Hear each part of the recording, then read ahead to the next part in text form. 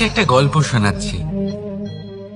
একদিন এক ব্যক্তি নিজের দ্বারে লিখে দিলেন, আজ আমি ভীষণ দুঃখী, আজ আমার সাথে কেউ দেখা করতে আসবেন না।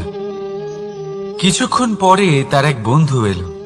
সে সেই লেখা পড়ল, তাও গিয়ে তার সাথে দেখা করল। সে বলল, আমি লেখাপড়া জানি না, কিন্তু আমার বন্ধুর মনের এই বেদনা, এটা আমাকে সবসময় ডাক দেয়। এরাই হলো আসল বন্ধু। কোনো কারণে আপনি যদি দুঃখ পান, কোনো সমস্যার সমাধান না বের করতে পারেন, এই সংসার থেকে আলাদা হয়ে যেতে চান, তাও এই বন্ধু আপনার সাথেই থাকবে। সমস্যার সমাধান না দিতে পারলেও আপনার সম্বল হয়ে অবশ্যই থাকবে। হয়তো আপনার দুঃখ কম করতে পারবে না, কিন্তু আশার আলো অবশ্যই দেখাবে। যখন আপনি সংসারের থেকে আলাদা হয়ে যান, তখনও আপনার সাথে যুক্ত থাকে আপনার এই বন্ধু, আসল বন্ধু। এবারে আমরা মানুষেরা বড়ই বিচিত্র। তারা সব সময় যে কোনো জিনিসের মাহাত্ম্য দুবার বুঝতে পারে। এক, তা পাওয়ার আগে। দুই, তা হারাবার পরে। এবারে ঠিক এরকমই আমাদের বন্ধুরাও হয়। যদি আজ আপনার বন্ধুরা আপনার সাথে থাকে, তাদের প্রতি কৃতজ্ঞ থাকুন, তাদের প্রসন্ন রাখুন, তাদের মাহাত্ম্য বুঝুন। কারণ একবার আপনি এদের হারালে, অনুতাপ করলেও আর এদের ফেরত পাবেন না। তাই ভালোবাসুন, বন্ধুত্ব বজায় রাখুন, আর আমার সাথে প্রসন্ন হয়ে বলুন, রাধা রাধা।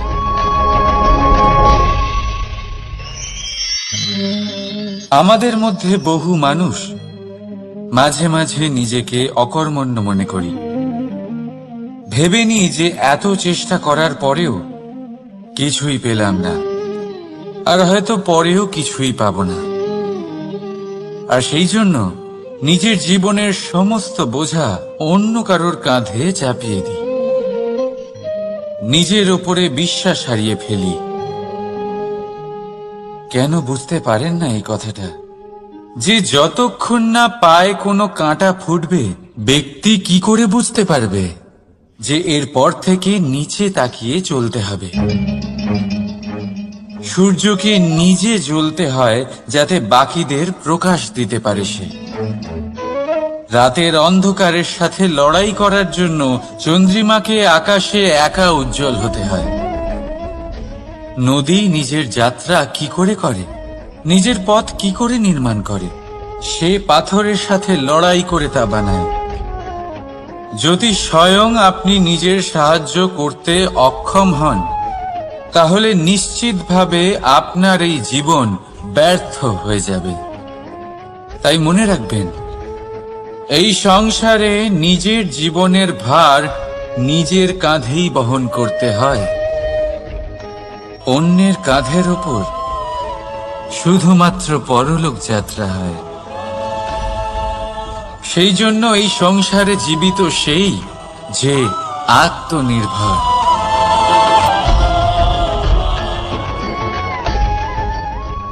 রাধা রাধা। সময়, কথায় বলে সময়ের পূর্বে কিছুই হয় না। প্রতিটা ঘটনার একটা সময় থাকে। সময়ের আগে না সূর্যোদয় হয় আর না সূর্যাস্ত হয়। সময়ের পূর্বে গাছে না ফুল ফোটে না ফল ধরে। কিন্তু একটা কথা ভেবে দেখুন, যদি বর্ষা আসার আগে কৃষক ভূমিকে না প্রস্তুত করে, বীজ রোপণ না করে, তাহলে কি ফসল ফলবে? যদি কোনো যোদ্ধা যুদ্ধের পূর্বে নিজের অস্ত্রে ধার না দেয়, তাহলে সে যুদ্ধ কি করে লড়বে? এর মানে এটাই হলো যে সময় আপনার যখন আসার তখন অবশ্যই আসবে, কিন্তু ততক্ষণ এটাও গুরুত্বপূর্ণ যে আপনি নিজেকে তার জন্য তৈরি রাখুন। কারণ এই সুযোগ, এই কথাটা শুনতে যত ছোট, এটা আসেও ততটা কম সময়ের জন্য, তারপর চলেও যায়। এবার যদি সুযোগ আপনার হাতে আসে আর আপনি তার জন্য তৈরি না থাকেন, তাহলে আপনি সাফল্য কি করে পাবেন? তাই আপনি সঠিক সময়ের জন্য অপেক্ষা করুন, সেই সুযোগের জন্য অপেক্ষা করুন, কিন্তু ততক্ষণ নিজের চেষ্টার দ্বারা নিজেকে আরো সক্ষম করে তুলুন। কারণ সাফল্য আপনার জন্য অপেক্ষা করছে, শুধু আপনি তার জন্য তৈরি থাকুন। রাধা রাধা। কথা মানুষের পাওয়া সবচেয়ে অদ্ভুত উপহার। এই কথাই মানুষকে এই সংসারের সমস্ত প্রাণীর থেকে ভিন্ন করে তোলে, সংসারের সবচেয়ে উপরে নিয়ে যায়। এই কথার কারণেই আমরা একে অপরের সাথে ভাব আদান প্রদান করি। আমি আমার মনের ভাবনা অন্য কাউকে ব্যক্ত করতে পারি, অন্য কেউ তাদের ভাবনা আমাকে ব্যক্ত করতে পারে। এই কথাই আমাদের সবচেয়ে বড় ঢাল। এবারে দেখুন, আপনি নিশ্চয়ই লক্ষ্য করেছেন, কারোর কথা মধুর হলে লোকে তাকে ভালোবাসে, তাকে নিজের বন্ধু বানায়। সেইভাবেই যদি কারোর কথা কঠোর হয়, তাহলে লোকে তাকে ঘৃণা করে, তাকে নিজের শত্রু মনে করে। এই কথাই ভাষা হয়ে আমাদের ইতিহাস রচনা করে।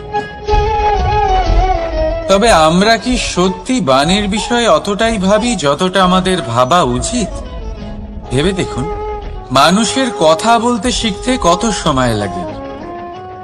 কোনো বালক 1.5 বছর বয়সে কথা বলতে শেখে, কেউ 2 বছরে, কেউ 3। এবার দেখুন, মানুষ 1.5 বছর বয়সে কথা বলতে শিখে গেলেও তার কি বলা উচিত এটা সারা জীবনেও শিখতে পারে না। এর উপরে মনোনিবেশ করুন, এটা বোঝবার চেষ্টা করুন কি বলা উচিত। নিজের কথা শুদ্ধ করুন, নিজের কথা মধুর করুন, আর সেই মধুরতার সাথে আমার সঙ্গে বলুন, রাধা রাধা। এই লক্ষ্য আসলে কি? এই লক্ষ্য তাই যা আমরা পেতে চাই। এই সংসারে সুখী কে হয়? সুখী সেই যে তার লক্ষ্য পেয়ে গেছে। দুঃখী কে হয়? দুঃখী সেই যে তার লক্ষ্য এখনো পায়নি। এবারে প্রশ্ন এখন এটাই যে লক্ষ্য সবাই পেতে চায়, লক্ষ্য পাওয়ার জন্য সবাই প্রাণপণ চেষ্টাও করে, তাহলে সবাই তাদের লক্ষ্যে পৌঁছতে পারে না কেন? ঠিক আছে, কোথাও না কোথাও কিছু না কিছু কমতি থেকেই যায়, যাই বাধা থাক। আজকে আমি আপনাকে একটা উপায় বলবো এই লক্ষ্য পাওয়ার জন্য।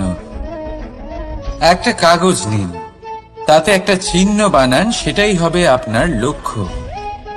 এবারে সেই লক্ষ্যে পৌঁছানোর একটা পথ বানান। এবারে এই যাত্রাকে ভিন্ন ভিন্ন ভাগে বিভাজন করে দিন। এবারে এটা হলো আপনার পরিকল্পনা। এবার এই পরিকল্পনা ক্রমানুসারে আপনি পালন করতে থাকুন, এটাই হবে আপনার চেষ্টা। এবার এইভাবে যদি আপনি চেষ্টা করতে থাকেন, যাই আপনার কল্পনা হোক না কেন তা বাস্তব অবশ্যই হবে। তাহলে এই কল্পনাকে বাস্তবে রূপান্তরিত করুন। এইভাবেই নিজের পরিকল্পনা পালন করতে থাকুন। আপনার যাই কল্পনা থাকুক বা যাই লক্ষ্য থাকুক, তা বাস্তবে পরিণত হয়ে আপনার হাতে অবশ্যই আসবে। রাধা রাধা।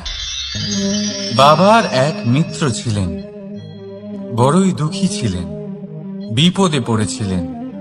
কি করবেন? ব্যবসা ভালোভাবে চলছিল না, বাড়িতে শান্তি ছিল না, সমস্ত জায়গায় ক্ষতি হচ্ছিল। তাই উনি একজন জ্যোতিষীকে দেখালেন। জ্যোতিষী বললেন, আপনার যে বাড়ি আছে সেটা আপনার জন্য অশুভ, আপনার এই বাড়ি পাল্টে ফেলুন। উনি বাড়ি পাল্টে ফেললেন, তবুও ওনার সমস্যার সমাধান হলো না। তারপর একজন জ্ঞানী ব্যক্তি ওনাকে বললেন যে আপনার জামা কাপড়ের যে রং সেটা বিপদকে আমন্ত্রণ জানাচ্ছে, এই জামা কাপড়গুলিকে পাল্টে ফেলুন। উনি সেগুলো পাল্টে ফেললেন, তাও সমস্যার সমাধান হলো না। আবার একজন জ্ঞানী ব্যক্তি বললেন যে আপনার আশেপাশে যে মানুষজন রয়েছে তারা এটা চায় না যে আপনি সফল হন, তারা আপনার ক্ষতি চায়, তাদের সাথে সমস্ত সম্পর্ক ভেঙে ফেলুন। তো উনি সম্পর্ক ভেঙে ফেললেন, কিন্তু তাতেও ওনার জীবনে কোনো পরিবর্তন এলো না। তার মানে তিনি বাড়ি পাল্টালেন, জামা কাপড় পাল্টালেন, সম্পর্ক পাল্টালেন, যেটা পাল্টালেন না তা হলো স্বভাব। এই যে স্বভাব, এটা অত্যন্ত গুরুত্বপূর্ণ। এই স্বভাবই আপনার ব্যক্তিত্ব তৈরি করে।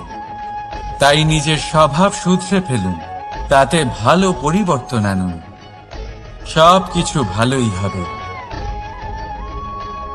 রাধা রাধা। ক্রোধ। লোকে বলে যে এই ক্রোধ পাপেরই মূল,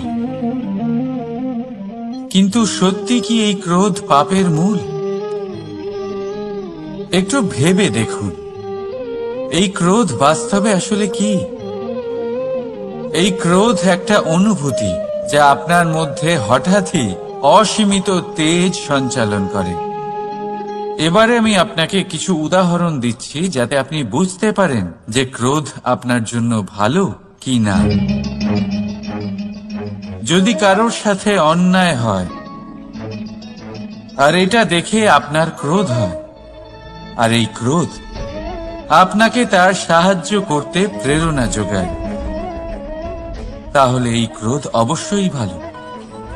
যদি কোথাও আপনি দেখেন যে কোনো নারীর উপরে অত্যাচার হচ্ছে আর সেটা দেখে আপনার ক্রোধ হয়, আর এই ক্রোধ আপনাকে তার সাহায্য করতে সাহস যোগায়, তাহলে এই ক্রোধ অবশ্যই ভালো। যদি এই সংসারে কোথাও আপনি কোনো অনৈতিক কাজ বা ছলনা দেখেন আর আপনার তাতে ক্রোধ না হয়, কিছুই অনুভব করেন না, তাহলে এটা কাপুরুষতা। তার মানে এটাই যে আপনি আপনার মনুষ্যত্ব হারিয়ে ফেলেছেন। তাই এটা বোঝার চেষ্টা করুন, আপনার ক্রোধের তেজের ব্যবহারের ওপরে নির্ভরশীল হলো এই ক্রোধ আপনার জন্য পাপের সমান, নাকি এই ক্রোধ আপনার জন্য পুণ্যের স্থাপক।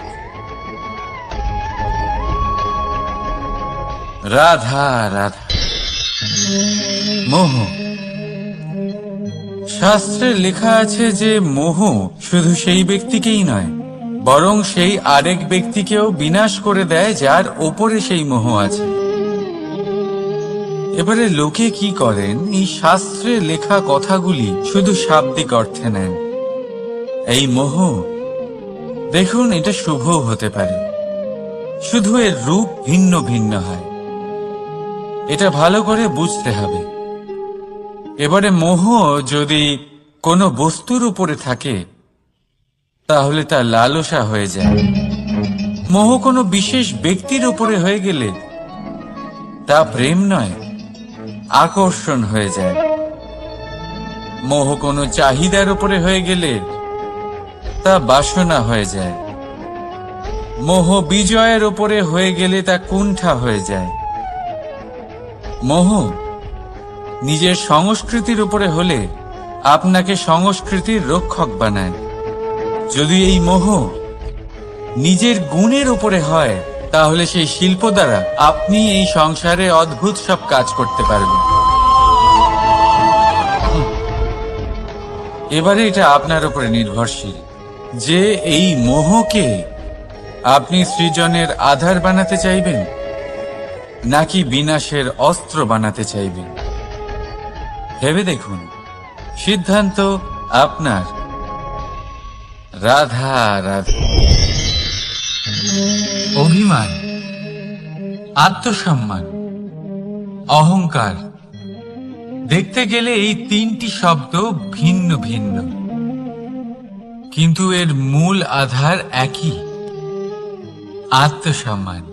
এবার যদি কথা বলি আপনার শরীরের, আপনার সংস্কৃতির, আপনার সম্পর্কে, তাহলে অভিমান থাকা স্বাভাবিক।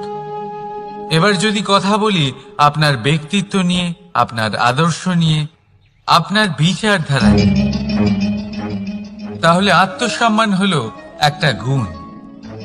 যদি এইভাবে বলা হয় যে আমি এই কার্য কারোর সাহায্য ছাড়া, সহযোগিতা ছাড়াও করতে পারি, তাহলে এটা আত্মসম্মান, আর এটা সঠিক। যদি এভাবে বলা হয় যে আমি এই কার্য কারোর সাহায্য ছাড়াই বা কারোর সহযোগিতা ছাড়াই করে ফেলেছি, তাহলে এটা অভিমান, এটাও সঠিক। কিন্তু এই কার্য শুধুমাত্র আমিই করতে পারি আর কেউ নয়, এটা অহংকার। তাহলে এই শব্দ এবং তার অর্থ বোঝার চেষ্টা করুন। জীবন ধারণের এক নতুন পথ খুঁজে পাবে। রাধা রাধা। সংসারে প্রত্যেক ব্যক্তি কোনো না কোনো রূপে ঈশ্বরকে মানে। কেউ মূর্তি রূপে, তো কেউ তত্ত্ব রূপে, কেউ ভাবনা রূপে, আবার কেউ স্বভাব রূপে। কেউ নিজের মধ্যে পরমাত্মা খোঁজে, আবার কেউ অন্যের মধ্যে। কারোর কাছে জ্ঞানই পরমাত্মা। সংসারে প্রত্যেক মানুষই কোনো না কোনো রূপে তার ঈশ্বরকে পেয়েই যান। কিন্তু একটা কথা বলবো, ঈশ্বর প্রথমেই নিজের একটা স্বরূপ পৃথিবীতে আপনার কাছে পাঠিয়ে দিয়েছেন। সেই স্বরূপ হল আপনার মাতা, আপনার মা। সেই মা যিনি আপনাকে জন্ম দিয়েছেন, আপনাকে বাঁচতে শিখিয়েছেন, আপনাকে সংস্কার দিয়েছেন। যদি আপনি কখনো কোনো অনুচিত পথে অগ্রসর হয়েছেন, তখন তিরস্কার করে আপনাকে সঠিক পথে এনেছেন। যদি আপনি এই সংসারে অসফল হয়েছেন, তখন তার আঁচলের উষ্ণতা দিয়ে আপনাকে আশ্বাস জুগিয়েছেন। সেই সমস্ত কাজ করেন এই মা, যা ঈশ্বরও করেন। সেই জন্য মনে রাখবেন যে এই সংসারে আপনার সবচেয়ে প্রথম ঈশ্বর যদি কেউ থাকে, তাহলে তা আপনার মা। প্রত্যেক প্রতিমাতেই ঈশ্বর নাই থাকতে পারে, কিন্তু প্রত্যেক মায়ের মধ্যে ঈশ্বর অবশ্যই থাকে। রাধা রাধা। আপনি নিশ্চয়ই দেখে থাকবেন যে প্রদীপের নিচে অন্ধকার থাকে। যে প্রদীপ সংসারকে আলোকিত করে, সেই প্রদীপের নিচেই অন্ধকার। এবারে অনেক মানুষ আছে যারা এই বিষয়টা এইভাবে দেখে যে ব্যক্তি নিজের সমস্যার সমাধান করতে পারে না, আর গোটা সংসারকে উপদেশ দেয়। কিন্তু এইটা দেখার আরো একটা দৃষ্টিভঙ্গি আছে, আর সেটা হচ্ছে যে স্বয়ং জ্বলে সংসারকে আলোকিত শুধু সেই করতে পারে যা রাধার বড়ই শীতল হয়। এই সংসারের পথপ্রদর্শক সেই হতে পারে, এই সংসারকে দিশা সেই দেখাতে পারে যার মধ্যে সন্তোষ আর ধৈর্য শক্তি আছে। এবারে দেখুন, এটা অত্যন্ত গুরুত্বপূর্ণ বিষয় যে বিবেক তখনই কাজ করে যখন মন শান্ত থাকে, যখন মন শীতল থাকে। তাই যদি আপনি এই জীবনে কোনো বড় কর্ম করতে চান, তাহলে সর্বপ্রথম আপনার এই মনকে, এই বিবেককে, এই হৃদয়কে, এই আধারকে, এই ভূমিকে শীতল রাখতে শিখুন। ধৈর্য ধরুন। সংসারে এমন কিছু নেই যা আপনি করতে পারবেন না। রাধা রাধা। এই প্রদীপ দেখতে পাচ্ছেন আপনি, নিজেও জ্বলে আর এই বাতিকেও জ্বালিয়ে রাখে, আর এই সংসারকে প্রদান করে প্রকাশ।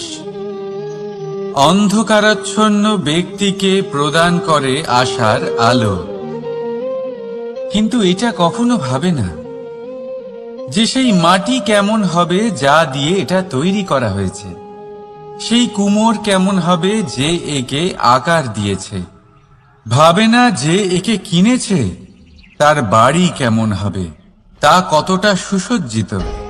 কিচ্ছু নয়, শুধু এই সংসারকে প্রকাশ প্রদান করে। আর হয়তো সেই জন্যই প্রদীপকে এত ভালোবাসা হয়। সে নিজের বা অন্যের বাড়ি দেখে কখনোই জ্বলে না, সে জ্বলে শুধু অন্ধকারের সাথে লড়াই করতে। তাই আপনিও নিজের ব্যবহার এই প্রদীপের মতো করে তুলুন। নিজের পরিচয় সরিয়ে নিঃস্বার্থভাবে কর্ম করে যান, আর নিজের জন্য এক নতুন, এক বিশাল, এক অদ্ভুত পরিচয় তৈরি করুন। রাধা রাধা। এই সংসারে প্রত্যেক ব্যক্তি বড় কিছু করতে চায়, এমন কিছু যা এই সংসারে কেউ আগে কখনো করেনি। এমন জায়গায় পৌঁছতে চায় যেখানে এর আগে কেউ কখনো পৌঁছতে পারেনি। আর কেউ এতে সফলতা অর্জন করে। কিন্তু কিছু মানুষ অসফল হয় কেন? এটাই আমার প্রশ্ন। না তো তাদের ইচ্ছেতে কোনো কমতি থাকে, না কমতি থাকে তাদের চেষ্টায়। তাহলে কেন এরা পিছিয়ে পড়ে? এর উত্তর বড়ই সরল। এই সংসার আপনাদের বলি কিভাবে। আপনারা সকলে সংসারে মহান কাজ করতে চান, সেই মান, সেই সম্মান পেতে চান যা এর আগে কেউ কখনো পায়নি। কিন্তু আপনার সমস্যা এটাও যে এই কাজে সংসার আপনার সাথে থাকছে না। বড়ই অদ্ভুত ব্যাপার। দেখুন, ভুলে যান গোটা সংসারকে, জীবনে একা একা এগিয়ে চলুন। গঙ্গোত্রী থেকে যখন একটি জলের ফোঁটা বেরোয় তখন সেটা শুধু এক বিন্দু জল। তারপরে যখন সে তার যাত্রা শুরু করে অন্য জলের ফোঁটার সাথে মিশে, তখন সে স্রোতে পরিণত হয়, গঙ্গাতে পরিণত হয়। যদি আপনি জীবনে এগোতে চান তাহলে একলা এগোতে শিখুন। নির্ভীক হয়ে, সাহসের সাথে, ধনাত্মক চিন্তা নিয়ে জীবনে এগিয়ে চলুন, একা এগিয়ে চলুন। আর দেখবেন সেই মান, সেই সম্মান আপনার জন্যই অপেক্ষা করে আছে। রাধা রাধা। কর্ম। মানুষ সর্বদা কর্ম করতে থাকে, আর এই কর্মের জন্যই সে মান, সম্মান, ধন, প্রতিষ্ঠা লাভ করে। এবার মানুষ সবসময় চেষ্টা করে যাতে সে ভালো কর্ম করে যায়। তাহলে আপনাকে বলি, শুধু ভালো কর্ম করাই আবশ্যক নয়, তার থেকে বেশি জরুরি হলো এই খারাপ কর্মকে বোঝা আর তার থেকে দূরে থাকা। কারণ যখনই আপনি কোনো সঠিক কাজ করেন বা ভালো কাজ করেন, কেউ তা মনে রাখে না। কিন্তু এই সংসারে বিষয়টা হলো এরকম, আপনি একটা খারাপ কর্ম করুন আর সেটা সবার মনে থাকে। এই খারাপ কর্ম কাজলের এক কৌটোর মতো হয়, আপনি যতই চেষ্টা করুন বাঁচিয়ে ব্যবহার করার, কিন্তু এই কালিমা কোথাও না কোথাও অবশ্যই লেগে থাকে। সেই জন্য জীবনে ভালো কর্ম অবশ্যই করুন, কিন্তু তার থেকেও বেশি জরুরি হলো এই খারাপ কর্মের থেকে দূরত্ব বজায় রাখা। আর এটা অবশ্যই করব। রাধা রাধা। সংসারে সমস্ত জায়গায় এই ব্যবসা চলতে থাকে। কিছু পাওয়ার জন্য কিছু দিতে হয়, লাভের জন্য কিছু বিনিয়োগ করতে হয়। যদি কারোর অনুভূতি জানতে হয়, তাহলে নিজের অনুভূতিকে ব্যয় করতেই হবে। এবার দেখুন না, কারোর আসল চেহারা যদি জানতে হয়, তাকে স্বাধীনতা দিয়ে দেখুন। যদি কারোর মনের শুদ্ধতা জানতে হয়, তাহলে তাকে ঋণ দিন। যদি কারোর গুণ জানতে হয়, তাহলে তার সাথে একসঙ্গে বসে ভোজন করুন। যদি কারোর ধৈর্যের পরীক্ষা নিতে হয়, তাহলে তাকে তার প্রিয় কাজ করতে বারণ করে দেখুন। যদি কারোর ভালো দিক জানতে হয়, তাহলে তার থেকে পরামর্শ নিয়ে দেখুন। এক অনুভূতির বদলে অন্য এক অনুভূতি বিনিময় করতে হয়। কিন্তু এই সংসারে একটাই এমন অনুভূতি আছে, যেটা দেখার জন্য, যেটা পাওয়ার জন্য আপনাকেও ঠিক সেই অনুভূতিটাই দিতে হবে। আর সেটা হলো প্রেম। যদি কারোর ভালোবাসা দেখতে হয়, তাহলে তাকে নিঃস্বার্থ ভালোবাসা দিন। যদি কারোর থেকে ভালোবাসা পেতে চান, তাহলে তাকে নিঃস্বার্থ পরিশুদ্ধ ভালোবাসা দিন। রাধা রাধা। কথায় আছে, সময়ের পূর্বে আর ভাগ্যের বেশি কেউ কিছুই পায় না। এবার এর মানে কি এটাই যে আপনি শুধুমাত্র সময়ের অপেক্ষা করবেন, সবকিছু নিজের ভাগ্যের উপর আর কপালের উপরে ছেড়ে দেবেন, নিজে কিছুই করবেন না? যদি আপনি এরকম করেন, তাহলে আপনি একটা বস্তু অবশ্যই পাবেন: নিরাশা, অসফলতা। এবারে আপনি বলবেন, যদি সবকিছুই ভাগ্য আর সময়ের উপরে নির্ভরশীল হয়, তাহলে আমরা কি বা করতে পারি? করতে পারেন চেষ্টা, পরিশ্রম। এই চেষ্টাই আপনার জীবনে সেই সময়কে আপনার কাছে টেনে নিয়ে আসে, সেই সময়ে যার অপেক্ষা আপনি করছেন। আর এই ভাগ্য তার সামনেই নত হয় যে সর্বদা পরিশ্রম করতে থাকে। রাধা রাধা।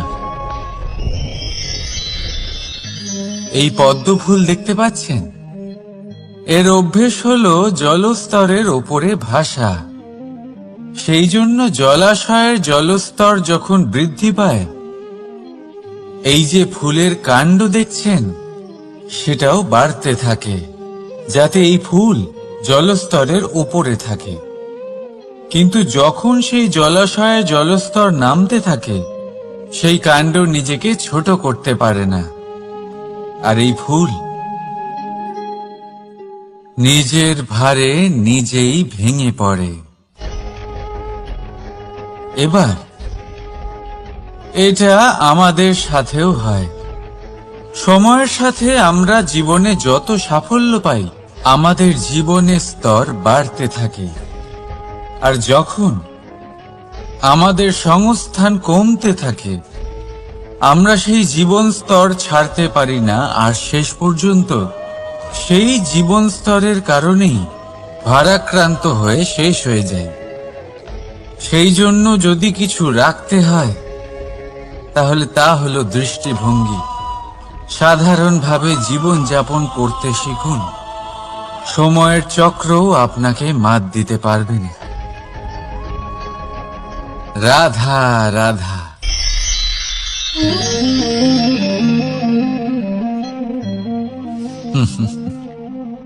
সময়, এই সময় না কোনো ব্যক্তি, না জীব, না বস্তু, তাও সময় জীবিত থাকে। এই সময় না জল, না অগ্নি, আর না বায়ু, কিন্তু তাও আমাদের জীবনের আধার এই সময়। দেখতে গেলে মানুষ এই সময়ের হাতের খেলনা।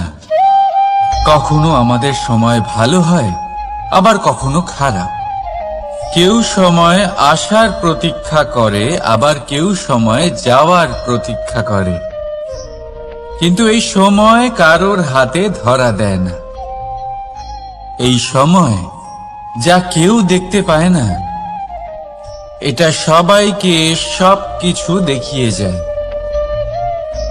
দেখিয়ে যায় যে আপনকে আর পরকে, আমাদের শুভাকাঙ্ক্ষীকে আর ক্ষতিকে চায়, আমাদের মিত্রকে আর আমাদের শত্রুকে।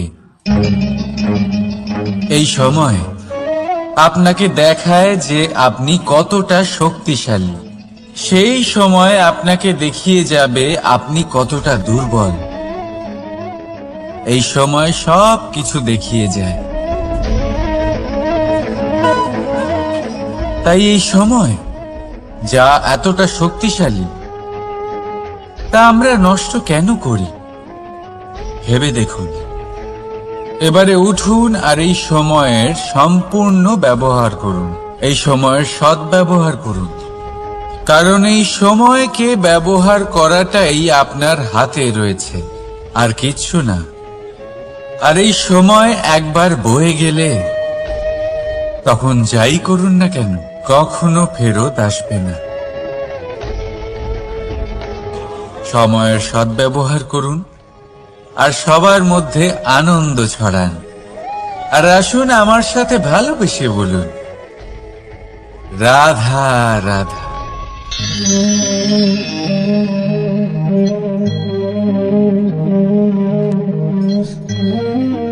এই জল দেখতে পাচ্ছেন আপনি? এটা ঘোলা জল। এতে ময়লা মিশে আছে, কিন্তু যদি আপনি এটা কিছুক্ষণ এমনি ফেলে রাখেন, তাহলে দেখবেন এই ময়লা আপনা থেকেই নিচে থিতিয়ে পড়বে। কিন্তু এই পাত্রটা নাড়াতে থাকলে এমনটা হবে না। শান্ত ছেড়ে দেবেন, তবেই এই ময়লা নিজেই নিচে চলে যাবে। ঠিক সেইভাবেই যখন আমাদের জীবনে কোনো সমস্যা আসে, কোনো অশান্তির সৃষ্টি হয়, তখন উত্তেজিত হয়ে পড়লে, নিজের সংযম হারিয়ে ফেললে আমরা এর সমাধান পাব না। শান্ত থাকলে তখনই সমস্যার সমাধান পাব। তাই মনে রাখবেন, ধৈর্য আর সংযম দ্বারা শান্ত মনে বিচার করলে যত বড়ই সমস্যা হোক না কেন, তার সমাধান আপনি অবশ্যই পাবেন।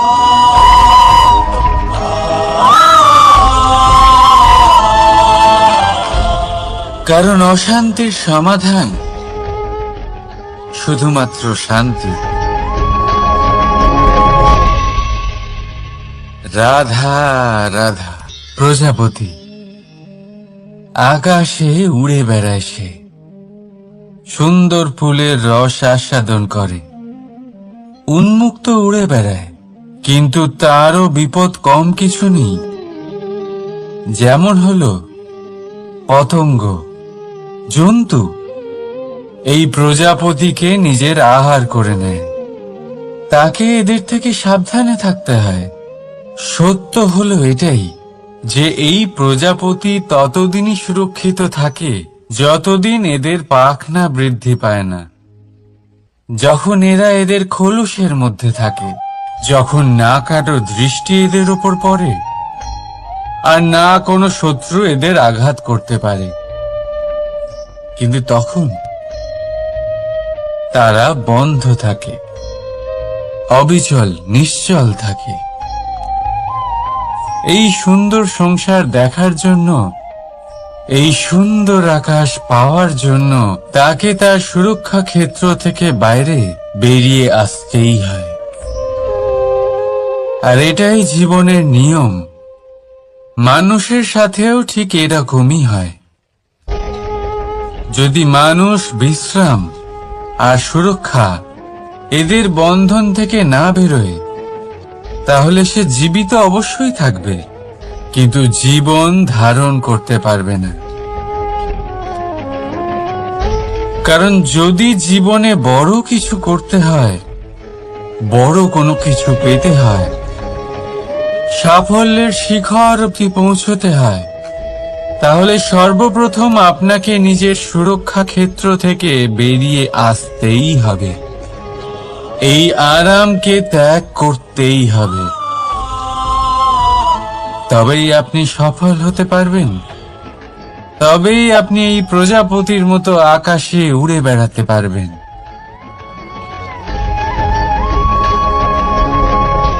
রাধা রাধা। কখনো ভেবে দেখেছেন আমরা জিহ্বার সাথে সাথে কান কেন পেয়েছি? এবার আপনি বলবেন, এ তো সহজ কথা, যাতে আমরা কথা বলার সাথে সাথে শুনতেও শিখি। এবারের আরো একটা গুরুত্ব আছে।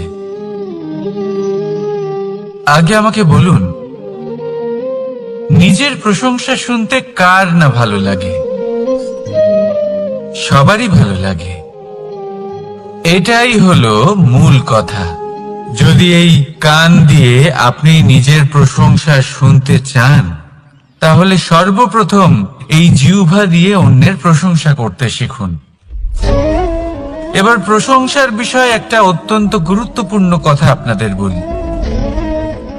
কখনো যদি কারোর প্রশংসা আপনি করেন, তাহলে সবার আগে সেই ব্যক্তির উৎসাহ বেড়ে যায়। আর তারপর নিজে যদি ভেবে দেখেন, তাহলে নিজের মনেও সন্তুষ্টি আর প্রশান্তি চলে আসে। আর একবার যদি এই মন প্রশান্তিতে ভরে যায়, তারপরে কেউ প্রশংসা করুক বা না করুক, কিচ্ছু যায় আসে না। সেই জন্য সবসময় অন্যের সম্মান করবেন, স্নেহ করবেন, প্রশংসা করবেন, সুখ ভাগ করে নেবেন। যার মধ্যে যেটা ভালো আছে তা বলুন, তাকে মনে করান তিনিও ভালো, তার উৎসাহ বাড়িয়ে তুলুন। তিনি জীবনে সামনে এগোবেন, আর এই ব্রহ্মাণ্ড আপনাকে কখনো পিছিয়ে থাকতে দেবে না। রাধা রাধা। সত্য এবং অসত্য দুটোর মধ্যে পার্থক্য কি আছে? পার্থক্য হলো অ অক্ষরটার।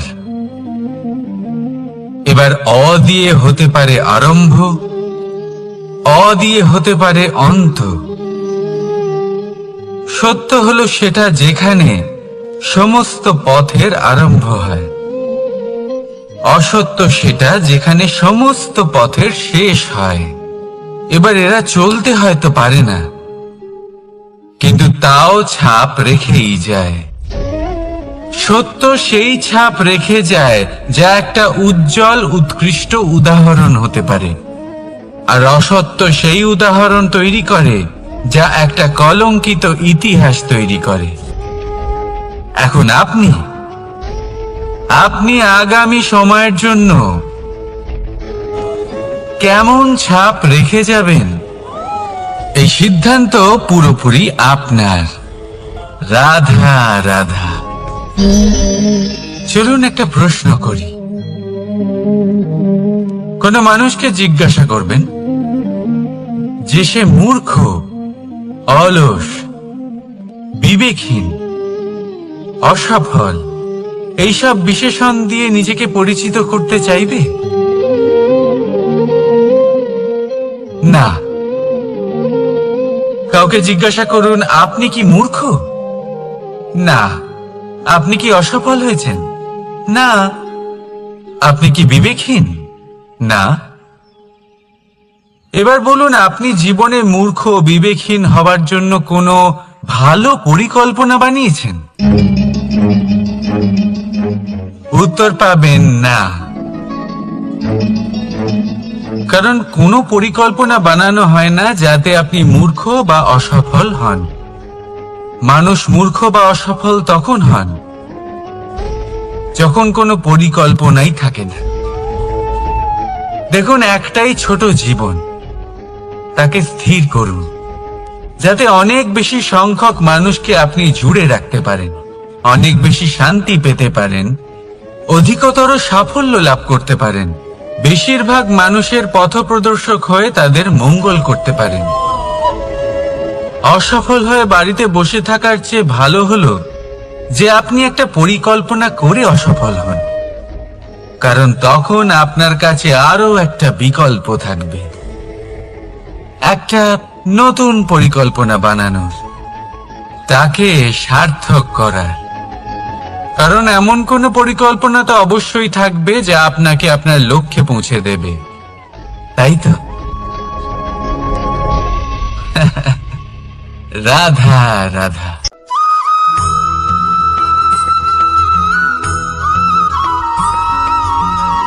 কেউ বলে জীবন খুব ক্ষণস্থায়ী, কেউ বলে জীবন হলো একটা সুন্দর স্বপ্নের মতো, আবার কেউ বলবে জীবন হলো এক কঠোর সত্য। কিন্তু জীবন আসলে কি? জীবন হলো আপনারই প্রতিবিম্ব, একটা দর্পণ। অর্থাৎ আপনি জীবনকে সেইভাবেই পাবেন যেরকম আপনি নিজেকে প্রতিপন্ন করবেন। যদি আপনি দর্পণের দিকে তাকিয়ে হাসেন, তাহলে আপনি সামনে হাসি মুখী দেখতে পাবেন। এবার যদি আপনি গম্ভীর হয়ে থাকেন, তাহলে আপনি একজন রুষ্ট ব্যক্তি দেখতে পাবেন। শেষে সবথেকে বেশি গুরুত্বপূর্ণ হলো আপনার চেষ্টা। আপনাকে সবসময় চেষ্টা করতে হবে যাতে আপনি নিজেকে প্রসন্ন এবং ইতিবাচক মনোভাবে রাখেন। এটা হলো আপনারই উত্তরদায়িত্ব, তাকে পালন করুন। এই মনকে প্রসন্ন রাখুন, এই সংসারকে সুন্দর বলে মনে হবে। আর এই মন প্রসন্ন হয়ে বলবে, রাধা রাধা।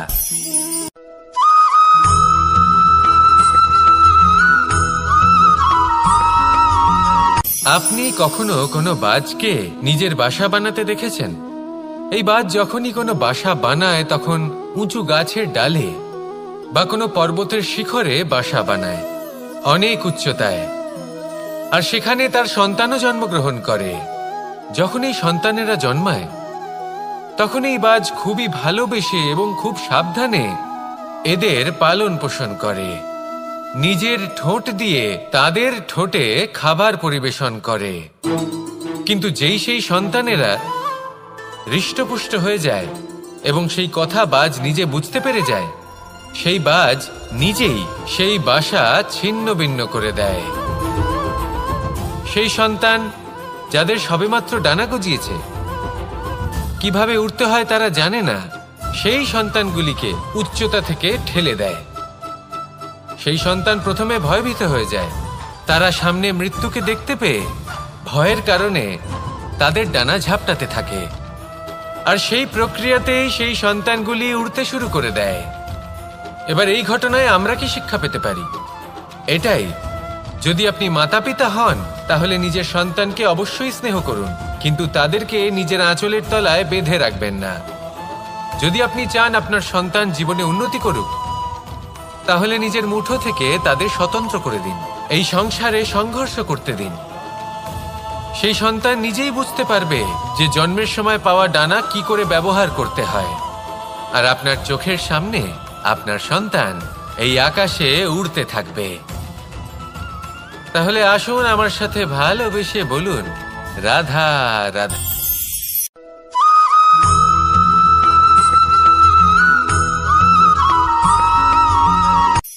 এই সংসারে সাফল্য লাভ করার জন্য জ্ঞানের প্রয়োজন হয়, পরিশ্রমের প্রয়োজন হয়, দৃঢ় নিষ্ঠার প্রয়োজন হয়, নিরন্তর চেষ্টা করা প্রয়োজনীয়। কিন্তু আরো কিছু আছে যা অত্যন্ত প্রয়োজনীয় এবং গুরুত্বপূর্ণ। তা হলো ভালো বন্ধু, তাদের থাকা অত্যন্ত প্রয়োজনীয়। যদি ভালো বন্ধু থাকে তাহলে সময় এলে তারা ঢাল হয়ে আপনাকে সুরক্ষা করবেন। সময় এলে অস্ত্রের মতো শত্রুকে সংহারও করবেন। যদি তিনি জ্ঞানী হন, তাদের মধ্যে সদ্গুণ থাকে, তাহলে এই সব গুণ আপনার মধ্যেও প্রবেশ করবে। তাহলে সাফল্যের জন্য ভালো বন্ধু পাওয়া অত্যন্ত প্রয়োজনীয়। কিন্তু শুধু বন্ধু কেন, ভালো শত্রুও থাকা প্রয়োজনীয়। এবার আপনি ভাববেন, আমি কি বললাম?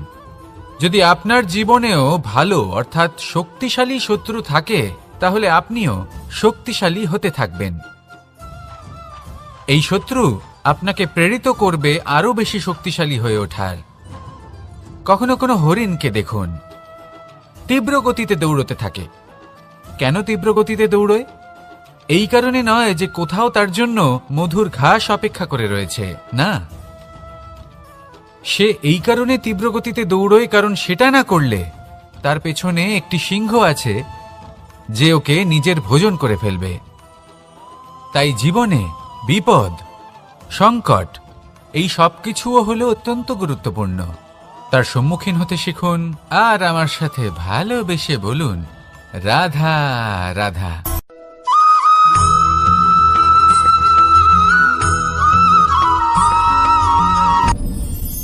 আপনি কি কখনো কোনো জলের ধারা দেখেছেন?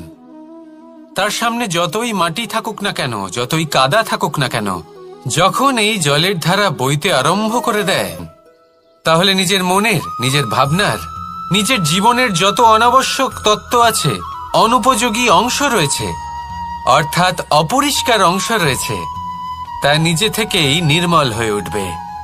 আর যেরকম জলের ধারা কখনো থেমে থাকে না, সব সময় বয়ে চলে, সেইভাবে আপনিও কখনোই থামবেন না।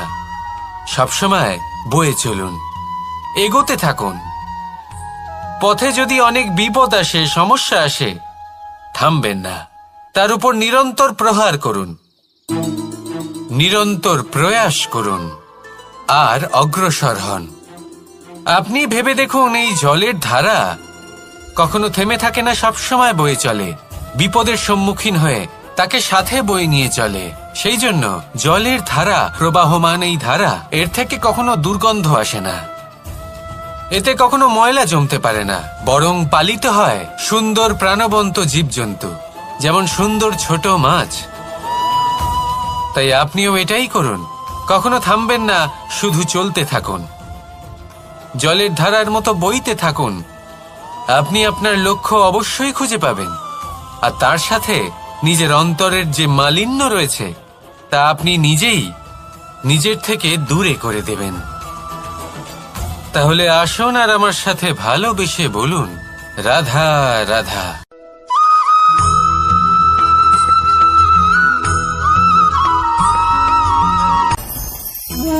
ভোজন। এবার ভোজন সংগ্রহ করার জন্য মানুষ কি না করেন, সব সময় চেষ্টা করতে থাকেন। ফসল উৎপাদনের জন্য অনেক পরিশ্রম করতে থাকেন, কিন্তু অনেক সময় অনেক পরিশ্রম করার পরেও ফসল ভালো উৎপাদন হয় না। এর কারণ কি?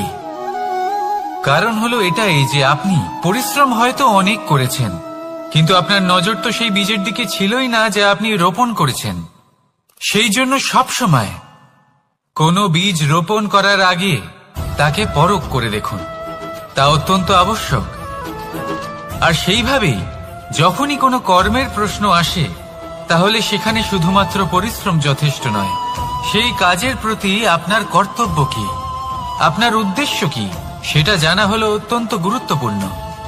তাই কর্ম করুন, কিন্তু সেই কর্মের প্রতি আপনার যা উদ্দেশ্য তার মাহাত্ম্য বুঝতে চেষ্টা করুন।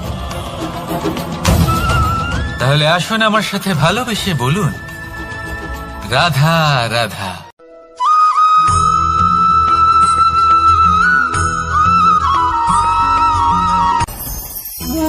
ভোজন।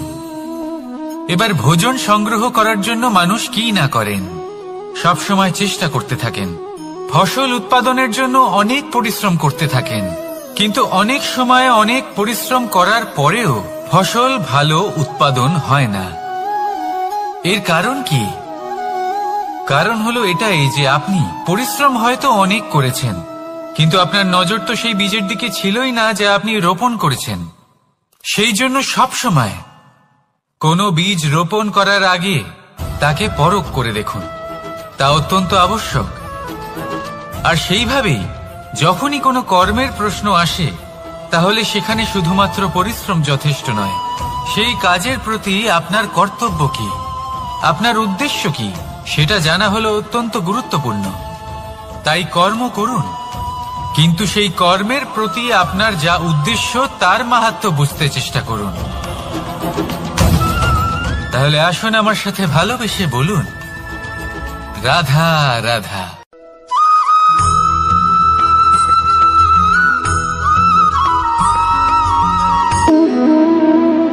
সম্পর্ক হলো আমাদের জীবনের একটি আধার। কিছু সম্পর্ক এমন যা আমরা জন্মসূত্রে লাভ করি, যেমন পরিবার, মা, বাবা। কিছু সম্পর্ক আছে যা আমরা জীবনে অর্জন করে থাকি, তা সে প্রেমের হোক, স্নেহের হোক বা বন্ধুত্বের। এই সকল সম্পর্ক লাভ করার বা গড়ে তোলার 5টি ধাপ রয়েছে। প্রথম ধাপ, কোনো ব্যক্তির সাথে আলাপ হওয়া, তার সাথে কথা বলা বা তাকে দেখা। দ্বিতীয় ধাপ, সে ব্যক্তিকে আমাদের ভালো লাগা। তৃতীয় ধাপ, আমাদের এটা চাইতে শুরু করা যে জীবনে এই ব্যক্তি যেন আমাদের বন্ধু হন, আমাদের জীবনে থাকেন, বা আমাদের কাউকে ভালোবেসে ফেলা। আর এটা আমাদের ভাবা বা চাওয়া যে সেই ব্যক্তি যেন আজীবন আমার সাথে থাকেন, আমার জীবনে আমার সাথী হয়ে। চতুর্থ ধাপ, লাভ করা। এবার এই ধাপটি অনেক মানুষের পক্ষেই খুবই সরল হয়, বড়ই সরলভাবে নিজেদের সঙ্গীকে লাভ করে থাকেন। কিছু মানুষের জন্য এই ধাপ অত্যন্ত কঠিন হয়ে থাকে। অনেক প্রতিকূল পরিস্থিতির উপর জয়লাভ করে তারা সঙ্গীকে লাভ করেন, কিন্তু লাভ অবশ্যই করেন। এরপরে আসে পঞ্চম, অন্তিম এবং সব থেকে গুরুত্বপূর্ণ ধাপ। সেটা হলো সেই সম্পর্ক পালন করা। এটা হলো এমন এক বিষয় যা প্রত্যেক মানুষের শেখা উচিত। যদি ব্যক্তি নিজের জীবনে সম্পর্ক রক্ষা করতে শিখে যান, তবে প্রত্যেক সম্পর্ক তার জীবনকে স্বর্গ করে তুলবে। আসুন আর আমার সাথে ভালোবেসে বলুন, রাধা রাধা।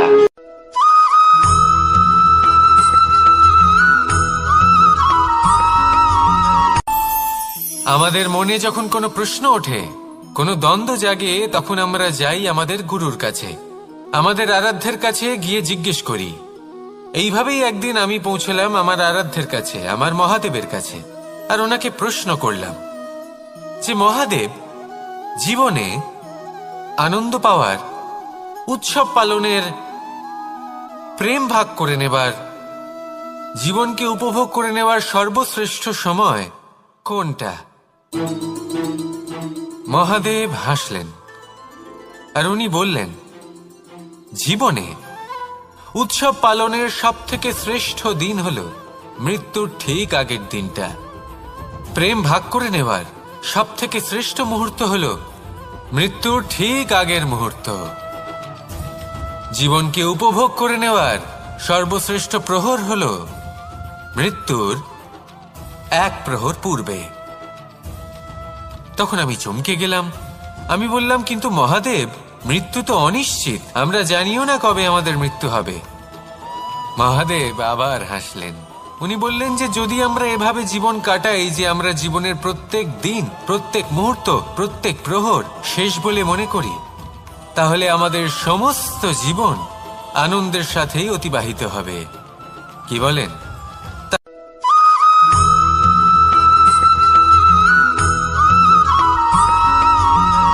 এই সংসারে কোনো বস্তু হোক বা ব্যক্তি হোক, তার একার গুরুত্ব কিন্তু খুব বেশি নয়। একটা উদাহরণ হিসেবে বৃষ্টির ফোঁটাকে ভেবে দেখুন। যদি একটি বৃষ্টির ফোঁটা হয় তাহলে তার খুব বেশি গুরুত্ব থাকে না, কিন্তু যখন সহস্র বৃষ্টির ফোঁটা মেঘের মধ্যে দিয়ে ঝরে পড়ে, তখন সেটা বর্ষার রূপ ধারণ করে। সেই বর্ষা যা এই প্রকৃতিকে শান্ত করে। সেইভাবেই পাথরের ছোট টুকরো, তার খুব বেশি গুরুত্ব থাকে না, কিন্তু যখন অসংখ্য পাথরের টুকরো একত্রিত হয় তখন তা পর্বতের আকার ধারণ করে। সেইভাবেই কিছু মানুষ যখন একত্রিত হন তখন তৈরি হয় পরিবার, কিছু পরিবার যখন একত্রিত হয় তখন তৈরি হয় সমাজ, যখন অনেক সংখ্যক সমাজ একত্রিত হয় তখন তৈরি হয় রাজ্য। এবার এই রাজ্যের সবথেকে গুরুত্বপূর্ণ ব্যক্তি হতে পারেন রাজা, কিন্তু তাও সেই রাজা একা কিছু করতে পারেন না। যুদ্ধ লড়ার সময় তারও নিজের সৈন্যদলকে প্রয়োজন পড়ে। কিন্তু এই সংসারে এমন একজন ব্যক্তি আছেন যিনি একাই সব কাজ করতে থাকেন, এবং সেই ব্যক্তি হলেন মা। আমাদের জীবনে একজন পিতার ভূমিকা কিন্তু নিঃসন্দেহে অমূল্য, কিন্তু আমাদের সকলের জীবনে যে ভূমিকা একজন মায়ের তা অন্য কারোর থাকে না। একজন মা একাই সন্তানকে বড় করতে পারেন, সংস্কারী করে তুলতে পারেন, তার জন্য পরিশ্রম করেন। আর এত কিছু কাজ করার পরেও তার কাজের জন্য তিনি প্রশংসা অবশ্য পান না। উল্টে যদি সেই সন্তান অনুচিত পথে চালিত হয়, অনুচিত কর্ম করে, তখন সেই মাকেই অপবাদের পাত্র হয়ে উঠতে হয়। আমাদের জীবনে মায়ের যোগদান কতটা সেটা বুঝুন। আপনাকে বড় করে তোলার জন্য উনি কতটা পরিশ্রম করেছেন সেটা বুঝুন। আজ থেকে, এখন থেকে, এই মুহূর্ত থেকে মাকে সম্মান করতে শিখুন। যখন সময় পাবেন, যখন সুযোগ হবে, তখন তার প্রশংসা করুন, ওনারও ভালো লাগবে। আর মায়ের এই মমতার জন্য, তার এই ভূমিকার জন্য আসুন সবাই মিলে আমরা তাকে প্রণাম করি, আর সকলে মিলে ভালোবেসে বলি, রাধা রাধা।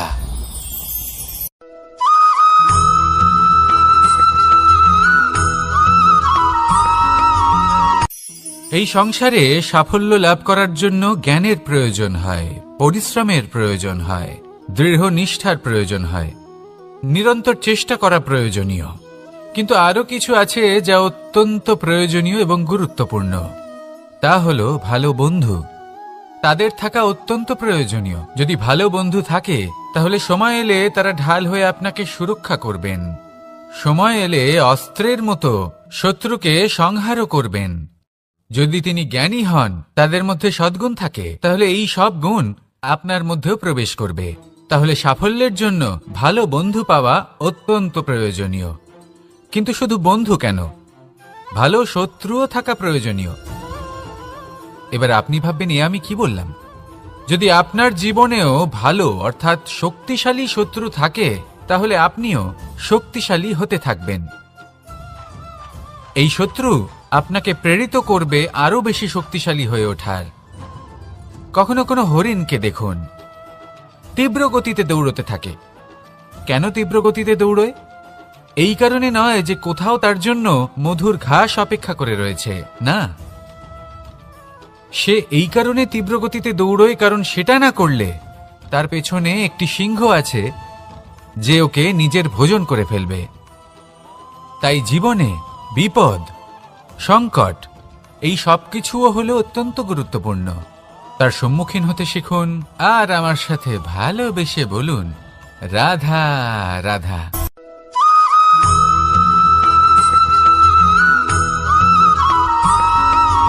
কথায় আছে, প্রত্যেক পুত্র তার পিতার প্রতিচ্ছবি হয়, আর সমস্ত প্রতিচ্ছবি চায় যেন সে তার অস্তিত্ব প্রাপ্ত করতে পারে।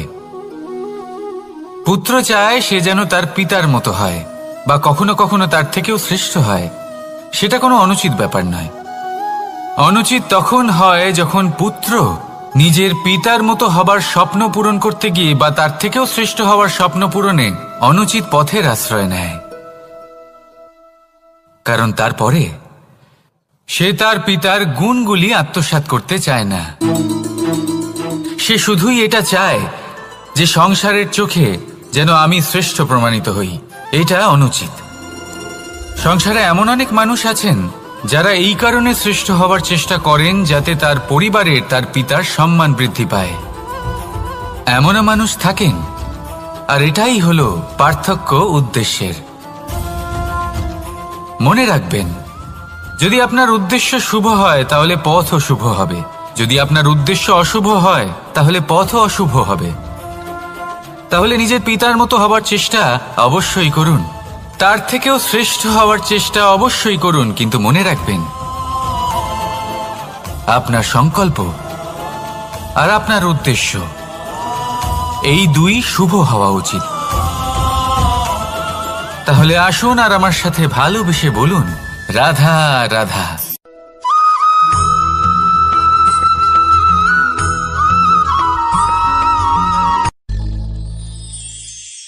শিশিরের বিন্দু পাতার ওপর পড়ে আর তার গায়ে লেগে থাকে।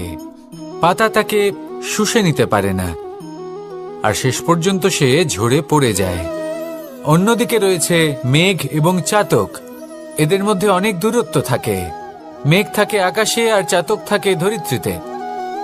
কিন্তু যখন এই মেঘ থেকে বৃষ্টি ঝরে পড়ে, এই চাতক কিন্তু সেই জলই পান করে, নয়তো সে তৃষ্ণার্ত থেকে যায়। এবার অন্যদিকে দেখলাম শিশির বিন্দু আর পাতার এই সম্পর্ক। এরা খুব কাছাকাছি থাকে, ঘনিষ্ঠও থাকে। অন্যদিকে রয়েছে মেঘ এবং চাতকের সম্পর্ক, যাদের মধ্যে অনেক দূরত্ব থাকা সত্ত্বেও তারা খুব ঘনিষ্ঠ, তাই না? এই সারমর্ম খুব সরল। এই নৈকট্য, এই দূরত্ব, তা আপনার সম্পর্কে প্রভাব কিছুতেই ফেলতে পারে না। এই নৈকট্য, এই দূরত্ব, এইসব হলো শুধুমাত্র মনের ব্যাপার। কখনো আপনি অনুভব করেছেন আপনি কারোর থেকে অনেক অনেক দূরে আছেন, অনেক দূরে আছেন, তাও সেই ব্যক্তির প্রতি আপনি টান অনুভব করেন। সেখানে আপনি কারোর সাথে প্রত্যেক দিন অতিবাহিত করেন, সমস্ত জীবন অতিবাহিত করেন, সব থেকে বেশি সময় তার সাথে অতিবাহিত করেন, তাও তার প্রতি সেই টান অনুভব করেন না। এই সংকেত হলো মনের দূরত্বের। তাহলে মনের এই দূরত্ব দূর করুন আর আমার সাথে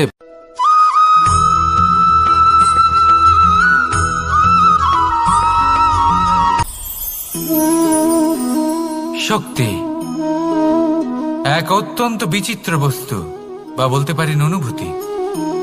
পিতা সবসময় চান যেন তিনি তার শক্তি পুত্রকে। আসুন আপনাকে সহজে বোঝাই। যদি আপনি সুপাত্র হন আর আপনাকে শক্তি দেওয়া হয়, তাহলে আপনি সেই শক্তির গুরুত্ব বুঝবেন, কোথায় সেই শক্তি প্রয়োগ করা উচিত সেটা বুঝবেন। আর এটা যেহেতু অর্জন করা শক্তি হবে, সেই শক্তির অপব্যবহার হবে না। কিন্তু যদি এই আপনি কুপাত্র হন আর যদি আপনাকে এই শক্তি দেওয়া হয়, তাহলে কি হবে? দেখতে গেলে এই শক্তি আপনি দান হিসেবে পেয়েছেন, তাই না আপনি এই শক্তির গুরুত্ব বুঝবেন আর না এর প্রয়োগ আপনি জানবেন। তার অপব্যবহার হওয়া সুনিশ্চিত।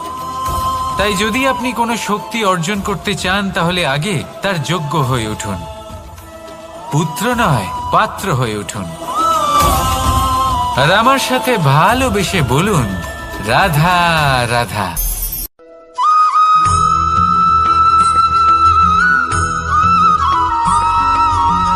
ভালো, শুধু ওনাদের কঠোর ব্যবহার দেখলে আমরা একটু ভয় পেয়ে যাই। এবার ওনাদের এই কঠোর ব্যবহার আমাদের ভালো না লাগলেও অত্যন্ত আবশ্যক, কারণ মাতার থেকে আমরা যে শক্তি লাভ করি তা যেন নিয়ন্ত্রণ হারিয়ে বিধ্বংসী না হয়ে ওঠে। আমরা যেন কোনো কুপথে না চলে যাই, আমরা কখনো যেন দোষ না করে ফেলি। শুধু সেই জন্য পিতা এবং গুরু একটু কঠোর হয়ে ওঠেন, এবং ওনাদের এই কঠোর আচরণ ভবিষ্যতে গিয়ে আমরা অবশ্যই বুঝতে পারি।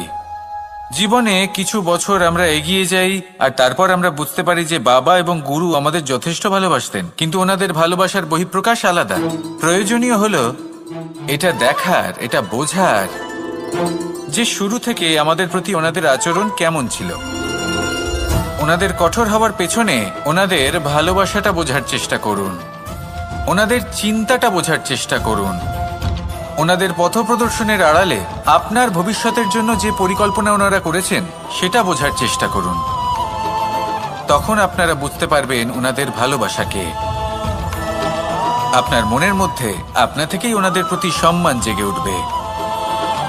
নিজের পিতা এবং নিজের গুরু এই দুজনের প্রতি কৃতজ্ঞতা প্রকাশ করুন আর আমার সাথে ভালোবেসে বলুন, রাধা রাধা।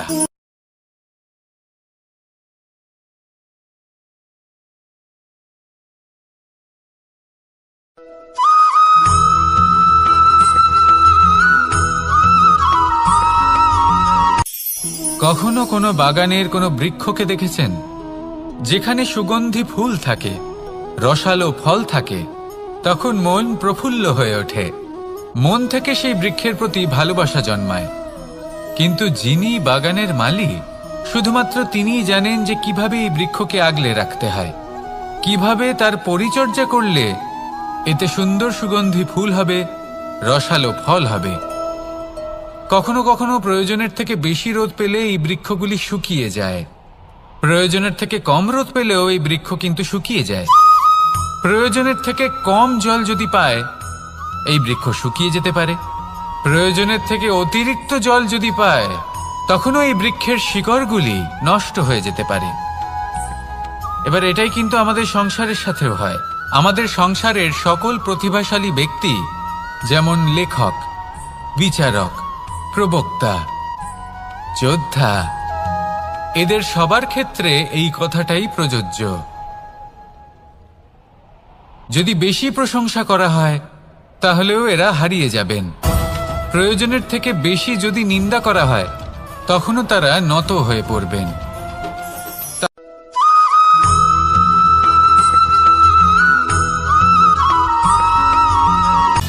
সময়, জীবন, কাল, দেখতে গেলে এই তিনটি শব্দ একটি শব্দেরই সমার্থক শব্দ মনে হয়, কিন্তু এই শব্দগুলির অর্থ কি সমান? কখনোই নয়। হ্যাঁ, এই সময় চলতে থাকে, জীবন চলতে থাকে, কালচক্র চলতে থাকে। এই সময় কেটে যায়, কিন্তু এই জীবন, একে যাপন করতে হয়। কি বলেন? এই জীবনে কিছু করুন বা কিছু না করুন, জীবন এমনি কেটে যাবে, আপনি জানতেও পারবেন না। কিন্তু সেটা আমাদের উদ্দেশ্য নয়, একে যাপন করতে হবে। এই জীবনে প্রেরণা পেতে শিখুন, প্রেরণা দিতে শিখুন, আহ্বান গ্রহণ করতে শিখুন, আহ্বান জানাতে শিখুন, মহান কাজ করতে শিখুন, ধন্যাত্মক বোধ জাগিয়ে তুলুন। জীবন অতিবাহিত করার অর্থ কি তা আপনি শিখে যাবেন। কারণ সময় কেটে যায়, সমস্ত যুগ কেটে যায়, কিন্তু জীবনের রীতি জীবন কাটিয়ে দেওয়া নয়, জীবন যাপন করা। এই জীবন সম্পূর্ণরূপে অনুভব করতে হবে, নতুন পথ বানাতে হবে। এবারে যদি এই জীবন বাঁচার সময় একবার ভেবে দেখুন, যদি মনে প্রেম থাকে, সদ্ভাবনা থাকে, তাহলে কি হবে? এই জীবনকে বাঁচার অনুভূতিটাই অন্যরকম হয়ে যাবে, একটা আনন্দময় অনুভূতি লাভ করবেন। তাহলে এটাই করুন, আর আমার সাথে ভালোবেসে বলুন, রাধা রাধা।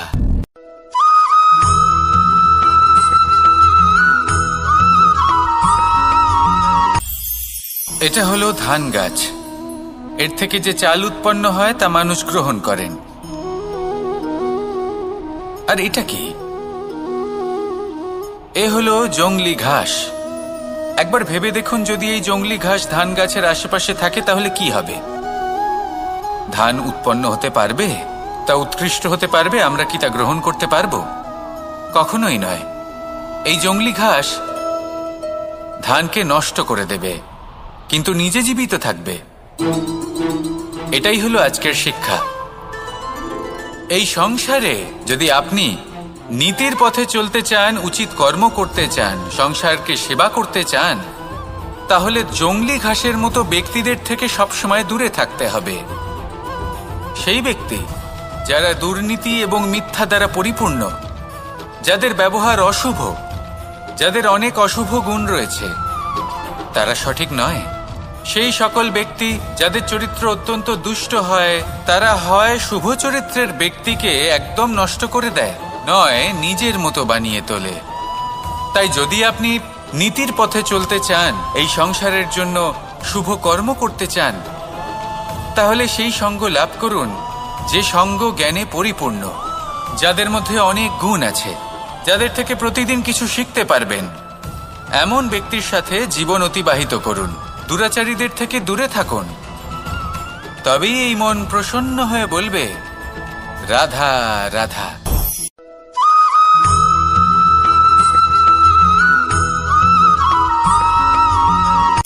সূচের শেষে একটি ছিদ্র থাকে যার দ্বারা আমরা এই সুতো পরাতে পারি, আর তারপর সূচের সাহায্যে এই সুতো দিয়ে বস্ত্র সেলাই করা যায়।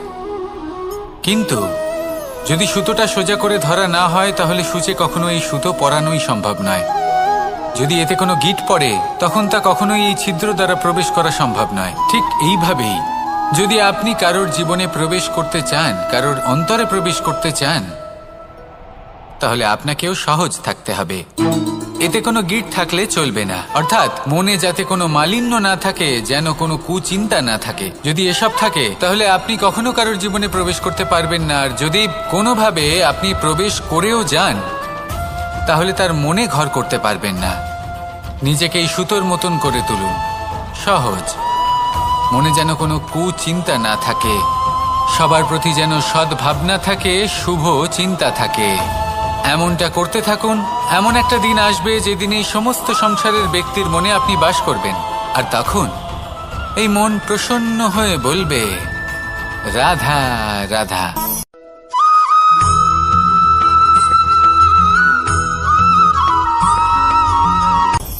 আপনি কখনো পর্বতের শিখরে উঠেছেন? আপনি দেখতে পাবেন পর্বতের পদতলে প্রচুর সুন্দর ফুল রয়েছে, সবুজ বনানী রয়েছে। যত আপনি ওপরে উঠতে থাকবেন তত ফুল কমতে থাকবে, সবুজ বনানী কমতে থাকবে। আরো কিছুটা ওপরে উঠলে কাঁটা জাতীয় গাছ দেখতে পাবেন, শুকনো গাছ দেখতে পাবেন। আরো যদি ওপরে ওঠেন তাহলে পাষাণ দেখতে পাবেন। আরো ওপরে উঠলে হিমখণ্ড দেখতে পাবেন। এই যে পর্বত, তা মনুষ্য জীবনের সবথেকে উত্তম উদাহরণ। মানুষ যখন সাফল্যের শিখরে পৌঁছতে চান, মহানুভবতার শিখরে পৌঁছতে চান, পথে যত আস্তে আস্তে উপরে উঠতে থাকেন ততই ভৌতিক বস্তু তার থেকে বিচ্ছিন্ন হতে থাকে।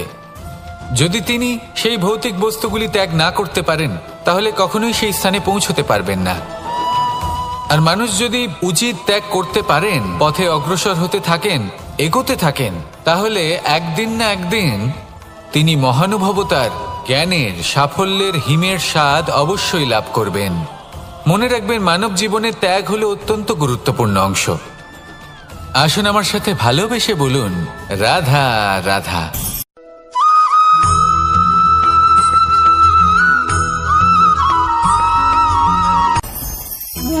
ভোজন। এবার ভোজন সংগ্রহ করার জন্য মানুষ কি না করেন, সব সময় চেষ্টা করতে থাকেন। ফসল উৎপাদনের জন্য অনেক পরিশ্রম করতে থাকেন, কিন্তু অনেক সময় অনেক পরিশ্রম করার পরেও ফসল ভালো উৎপাদন হয় না। এর কারণ কি? কারণ হলো এটাই যে আপনি পরিশ্রম হয়তো অনেক করেছেন, কিন্তু আপনার নজর তো সেই বীজের দিকে ছিলই না যা আপনি রোপণ করেছেন। সেই জন্য সব সময় কোনো বীজ রোপণ করার আগে তাকে পরখ করে দেখুন, তা অত্যন্ত আবশ্যক। আর সেইভাবেই যখনই কোনো কর্মের প্রশ্ন আসে তাহলে সেখানে শুধুমাত্র পরিশ্রম যথেষ্ট নয়, সেই কাজের প্রতি আপনার কর্তব্য কি, আপনার উদ্দেশ্য কি, সেটা জানা হলো অত্যন্ত গুরুত্বপূর্ণ। তাই কর্ম করুন, কিন্তু সেই কর্মের প্রতি আপনার যা উদ্দেশ্য তার মাহাত্ম্য বুঝতে চেষ্টা করুন। তাহলে আসুন আমার সাথে ভালোবেসে বলুন, রাধা রাধা।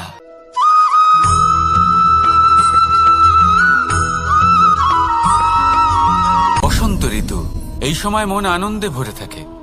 এমন মনে হয় যেন আমরা আকাশে বিচরণ করতে চলে যাই, কিন্তু সেটা তো সম্ভব নয়। সেই জন্য হয়তো আমরা ঘুড়ি ওড়াই, এই ঘুড়িকে নিজেদের প্রতিরূপ মনে করে। এবার অনেক মানুষ আছেন যারা ঘুড়ি ওড়ান, কিন্তু এই কর্মের সারমর্ম কি সেটা কজন বুঝতে পারেন? আপনি এটা মনে করুন যে আপনি হলেন সেই ঘুড়ি, আর এই সুতো যিনি ধরে রয়েছেন তিনি হলেন পরমাত্মা। আর এই সুতো যেখান থেকে শুরু হয় সেই লাটাই হলো আমাদের কর্মচক্র। এবার আপনি নিজেই অনুমান করুন যে এই উড়ান কার ওপর নির্ভরশীল, পরমাত্মার ওপর আর আপনার কর্মের ওপর। যদি পরমাত্মা আপনার হাত ধরে থাকেন, আপনার সাথে থাকেন, যদি আপনি শুভ কর্ম করতে থাকেন, আপনি এই আকাশে উড়তে থাকবেন। কিন্তু কোথাও কোথাও যদি পরমাত্মার সাথে এই বন্ধন ছিন্ন হয়, আপনার কর্মচক্র খারাপ হয়ে যায় বা থেমে যায়, তাহলে আপনার এই ঘুড়ি কেটে যাবে আর দূরে কোনো গাছের ডালে গিয়ে আটকে যাবে। তাই শুধুমাত্র ঘুড়ি ওড়াবেন না, তার থেকে শিখুন, পরমাত্মার সাহচর্যে থাকুন, সবসময় শুভকর্ম করতে থাকুন আর সবসময় এই আকাশে উড়তে থাকুন। আসুন আর আমার সাথে ভালোবেসে বলুন, রাধা।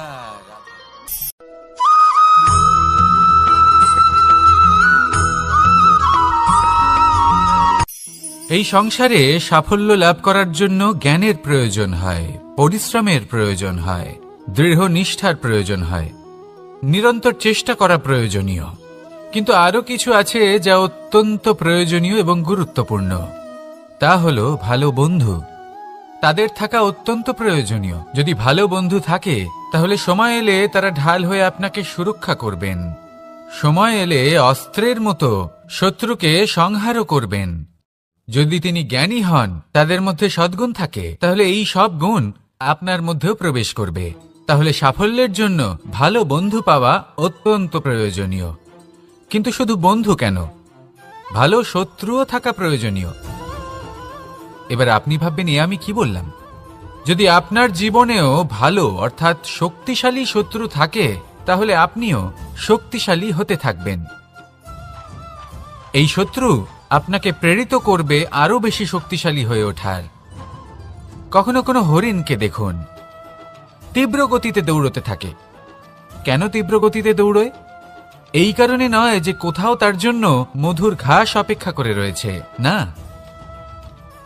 সে এই কারণে তীব্র গতিতে দৌড়য় কারণ সেটা না করলে তার পেছনে একটি সিংহ আছে যে ওকে নিজের ভোজন করে ফেলবে। তাই জীবনে বিপদ, সংকট, এই সবকিছুও হলো অত্যন্ত গুরুত্বপূর্ণ। তার সম্মুখীন হতে শিখুন আর আমার সাথে ভালোবেসে বলুন, রাধা রাধা।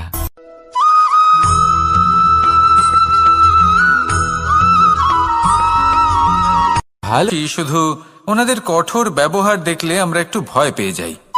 এবার ওনাদের এই কঠোর ব্যবহার আমাদের ভালো না লাগলেও অত্যন্ত আবশ্যক, কারণ মাতার থেকে আমরা যে শক্তি লাভ করি তা যেন নিয়ন্ত্রণ হারিয়ে বিধ্বংসী না হয়ে ওঠে। আমরা যেন কোনো কুপথে না চলে যাই, আমরা কখনো যেন দোষ না করে ফেলি। শুধু সেই জন্য পিতা এবং গুরু একটু কঠোর হয়ে ওঠেন এবং ওনাদের এই কঠোর আচরণ ভবিষ্যতে গিয়ে আমরা অবশ্যই বুঝতে পারি। জীবনে কিছু বছর আমরা এগিয়ে যাই আর তারপর আমরা বুঝতে পারি যে বাবা এবং গুরু আমাদের যথেষ্ট ভালোবাসতেন, কিন্তু ওনাদের ভালোবাসার বহিঃপ্রকাশ আলাদা। প্রয়োজনীয় হলো এটা দেখার, এটা বোঝার যে শুরু থেকে আমাদের প্রতি ওনাদের আচরণ কেমন ছিল। ওনাদের কঠোর হওয়ার পেছনে ওনাদের ভালোবাসাটা বোঝার চেষ্টা করুন, ওনাদের চিন্তাটা বোঝার চেষ্টা করুন, ওনাদের পথপ্রদর্শনের আড়ালে আপনার ভবিষ্যতের জন্য যে পরিকল্পনা ওনারা করেছেন সেটা বোঝার চেষ্টা করুন। তখন আপনারা বুঝতে পারবেন ওনাদের ভালোবাসাকে। আপনার মনের মধ্যে আপনা থেকেই ওনাদের প্রতি সম্মান জেগে উঠবে। নিজের পিতা এবং নিজের গুরু এই দুজনের প্রতি কৃতজ্ঞতা প্রকাশ করুন আর আমার সাথে ভালোবেসে বলুন, রাধা রাধা।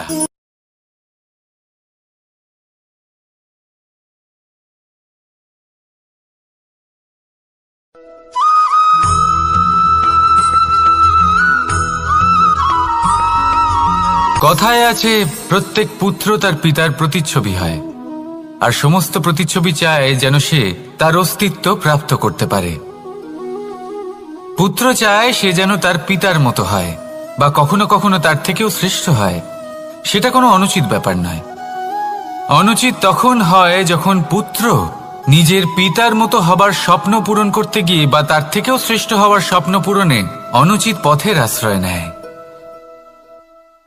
কারণ তারপরে সে তার পিতার গুণগুলি আত্মসাৎ করতে চায় না।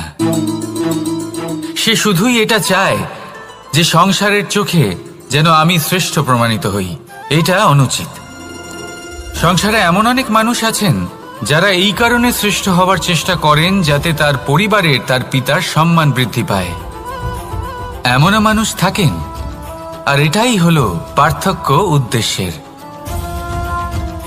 মনে রাখবেন, যদি আপনার উদ্দেশ্য শুভ হয় তাহলে পথও শুভ হবে, যদি আপনার উদ্দেশ্য অশুভ হয় তাহলে পথও অশুভ হবে। তাহলে নিজের পিতার মতো হবার চেষ্টা অবশ্যই করুন, তার থেকেও শ্রেষ্ঠ হওয়ার চেষ্টা অবশ্যই করুন, কিন্তু মনে রাখবেন আপনার সংকল্প আর আপনার উদ্দেশ্য এই দুই শুভ হওয়া উচিত। তাহলে আসুন আর আমার সাথে ভালোবেসে বলুন, রাধা রাধা।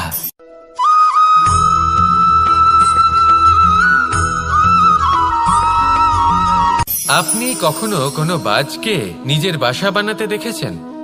এই বাজ যখনই কোনো বাসা বানায় তখন উঁচু গাছের ডালে বা কোনো পর্বতের শিখরে বাসা বানায়, অনেক উচ্চতায়, আর সেখানে তার সন্তানও জন্মগ্রহণ করে। যখন এই সন্তানেরা জন্মায় তখন এই বাজ খুবই ভালোবেসে এবং খুব সাবধানে এদের পালন পোষণ করে, নিজের ঠোঁট দিয়ে তাদের ঠোঁটে খাবার পরিবেশন করে। কিন্তু যেই সেই সন্তানেরা হৃষ্টপুষ্ট হয়ে যায় এবং সেই কথা বাজ নিজে বুঝতে পেরে যায়, সেই বাজ নিজেই সেই বাসা ছিন্ন ভিন্ন করে দেয়। সেই সন্তান যাদের সবেমাত্র ডানা গজিয়েছে, কিভাবে উড়তে হয় তারা জানে না, সেই সন্তানগুলিকে উচ্চতা থেকে ঠেলে দেয়। সেই সন্তান প্রথমে ভয়ভীত হয়ে যায়, তারা সামনে মৃত্যুকে দেখতে পেয়ে ভয়ের কারণে তাদের ডানা ঝাপটাতে থাকে, আর সেই প্রক্রিয়াতেই সেই সন্তানগুলি উড়তে শুরু করে দেয়। এবার এই ঘটনায় আমরা কি শিক্ষা পেতে পারি? এটাই, যদি আপনি মাতা পিতা হন তাহলে নিজের সন্তানকে অবশ্যই স্নেহ করুন, কিন্তু তাদেরকে নিজের আঁচলের তলায় বেঁধে রাখবেন না। যদি আপনি চান আপনার সন্তান জীবনে উন্নতি করুক, তাহলে নিজের মুঠো থেকে তাদের স্বতন্ত্র করে দিন, এই সংসারে সংঘর্ষ করতে দিন। সেই সন্তান নিজেই বুঝতে পারবে যে জন্মের সময় পাওয়া ডানা কি করে ব্যবহার করতে হয়, আর আপনার চোখের সামনে আপনার সন্তান এই আকাশে উড়তে থাকবে। তাহলে আসুন আমার সাথে ভালোবেসে বলুন, রাধা রাধা।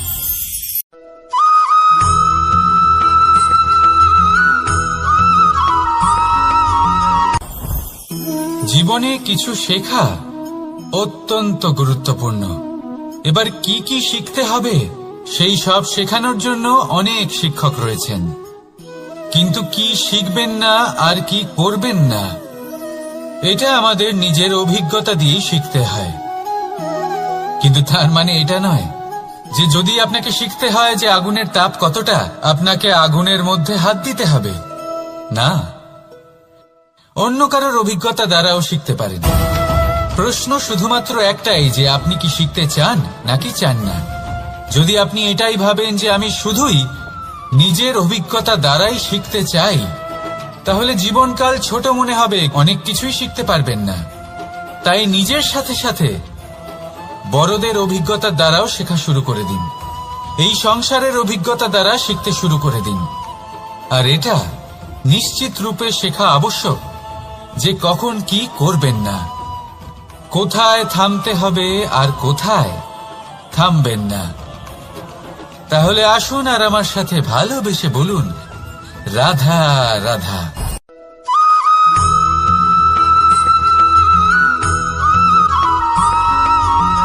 এই সংসারে সব থেকে বেশি কোমল বস্তু হলো রেশম। এই রেশম এতটাই কোমল হয় যে এর পুরো একটা থান শুধুমাত্র একটা হাতে ধরা সম্ভব। কখনো ভেবে দেখেছেন এই রেশম কিভাবে হয়? একটি কীট তার লালার দ্বারা উৎপন্ন হয়। এই কীট সেই রেশমকে পাক দিতে থাকে, পাক দিতেই থাকে, আর আস্তে আস্তে তার মধ্যেই জড়িয়ে পড়ে। শেষে ওর এই সুন্দর অমূল্য সৃষ্টি রেশমের এই সুতো তার নির্মাণ কার্য পূর্ণ হয়, কিন্তু তাতেই ও নিজে বন্দী হয়ে যায়। নিজেরই মায়াজালের এই বন্দী গৃহে নিজেই ফেঁসে যায়। এবার এই সুতোকে ব্যবহারযোগ্য করে তোলার জন্য এই কীটগুলিকে এই কবচের সাথেই ফুটন্ত জলে ফেলে দেওয়া হয়। এই সংসারে যদি আমাদের স্বপ্ন এই সংসারের দুঃখ হরণ করার জন্য, এই সংসারে সুখ বিতরণ করার জন্য হয়, তবেই আমাদের প্রগতি সম্ভব। যদি আমাদের এই স্বপ্ন শুধুই আমাদের এবং আমাদের স্বার্থ সিদ্ধির জন্য হয়, তাহলে এই স্বপ্ন আমাদের অন্ধ করে দেবে, আমাদের অন্ধকারের পথে নিয়ে যাবে, আর আমরাও সেই কীটের মতো হয়ে যাব। নিজেদেরই মায়াজালে আমরা নিজেই ফেঁসে যাব, আর শেষে আমরা যদি কিছু লাভ করি তা হবে একাকিত্ব, অন্ধকারময় মৃত্যু। তাই স্বপ্ন অবশ্যই দেখুন, কিন্তু এমনভাবে স্বপ্ন দেখবেন না যে তার এই বন্দিগৃহে আপনি নিজেই ফেঁসে গেলেন। স্বপ্ন দেখুন পরোপকারে।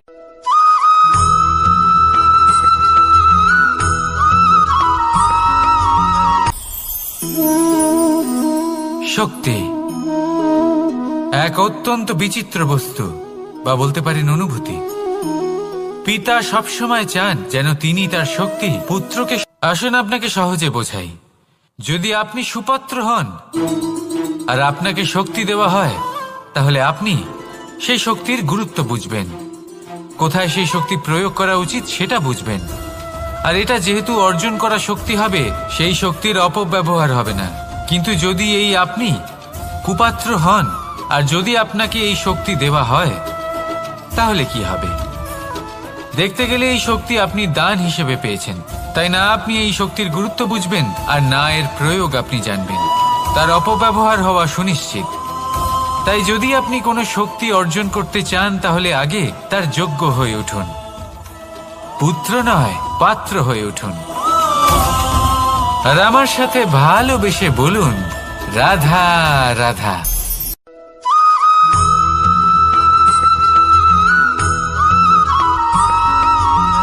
এই সংসারে প্রত্যেক মানুষ এটাই চান যে তিনি যেন ধনবান হন, আর্থিক অবস্থা তার ভালো থাকে, ওনার বাড়িতে লক্ষ্মীর আগমন হয়। কিন্তু সেটা হবে কি করে, সেটাই হলো প্রশ্ন। কেউ বলেন যে যদি পরিশ্রম করো তাহলে ধন অর্জন সম্ভব, কেউ বলেন যে যদি বিদ্যা লাভ হয় তবেই ধন অর্জন সম্ভব, কেউ বলেন যে যদি বলশালী হও তবেই সম্পন্ন থাকবে। ভালো কথা, যদি তাই হয়ে থাকে, তবে দিনমজুর সারা দিন পরিশ্রম করেন, তিনি কেন ধনী হন না? অনেকজন বিদ্বান মানুষ আছেন এই সংসারে, তারা কেন ধনবান হন না? অনেক সংখ্যক বলশালী ব্যক্তি আছেন, তাদের কাছে ধন নেই কেন? তাদের কেন ধনের অভাব হয়? আবার এমনও কিছু মানুষ আছেন যারা পরিশ্রম করেন, তারা দিনমজুর, কিন্তু তারা ধন অর্জন করতে পারেন। কিছু বিদ্বান ব্যক্তি আছেন যাদের কাছে অধিক মাত্রায় ধন রয়েছে, কয়েকজন বলশালী ব্যক্তি রয়েছেন যাদের কাছে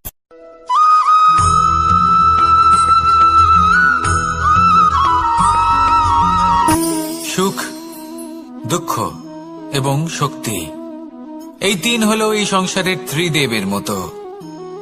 আমাদের জীবনে যা কিছু ঘটছে এই তিনটির ভিত্তির উপরেই হচ্ছে। আসলে এই সংসারের একটা নিয়ম আছে, যখনই আপনি কিছু লাভ করেন, এই সংসার আপনার পরীক্ষা নেয়। এটা জানার জন্য আপনার পরীক্ষা নেয় যে আপনি যা কিছুই লাভ করেছেন, আপনি কি আদৌ সেটার যোগ্য কিনা। ঠিক সেইভাবেই এই সুখ, দুঃখ এবং শক্তি আপনার পরীক্ষা নিয়ে থাকে। যখন সুখ আসে তখন সে আপনার পরীক্ষা নেয় যে আপনার মধ্যে অহংবোধ জাগ্রত হয়নি তো। যদি অহংবোধ চলে আসে তাহলে সুখ সেখানেই সঙ্গ ত্যাগ করে। দুঃখ আপনার ধৈর্যের পরীক্ষা নিতে থাকে, আর যদি আপনার মধ্যে ধৈর্য না থাকে তাহলে এটা আপনাকে আরো বেশি দুঃখের গভীর অন্ধকারে ঠেলে দেবে। সেখানে শক্তি পরীক্ষা নেয় আপনার বিনম্রতার। যদি আপনি বিনম্র না হন, তাহলে হয় এই শক্তি আপনার সঙ্গ ত্যাগ করবে, নয় এই শক্তি বিনম্রতার অভাবে আপনার পতনের কারণ হতে পারে। এই সংসারে যে কোনো ব্যক্তি যিনি এই পরীক্ষায় উত্তীর্ণ হয়ে থাকেন, এই জীবনে তিনি সাফল্য লাভ করেন। আসুন আমার সাথে ভালোবেসে বলুন, রাধা রাধা।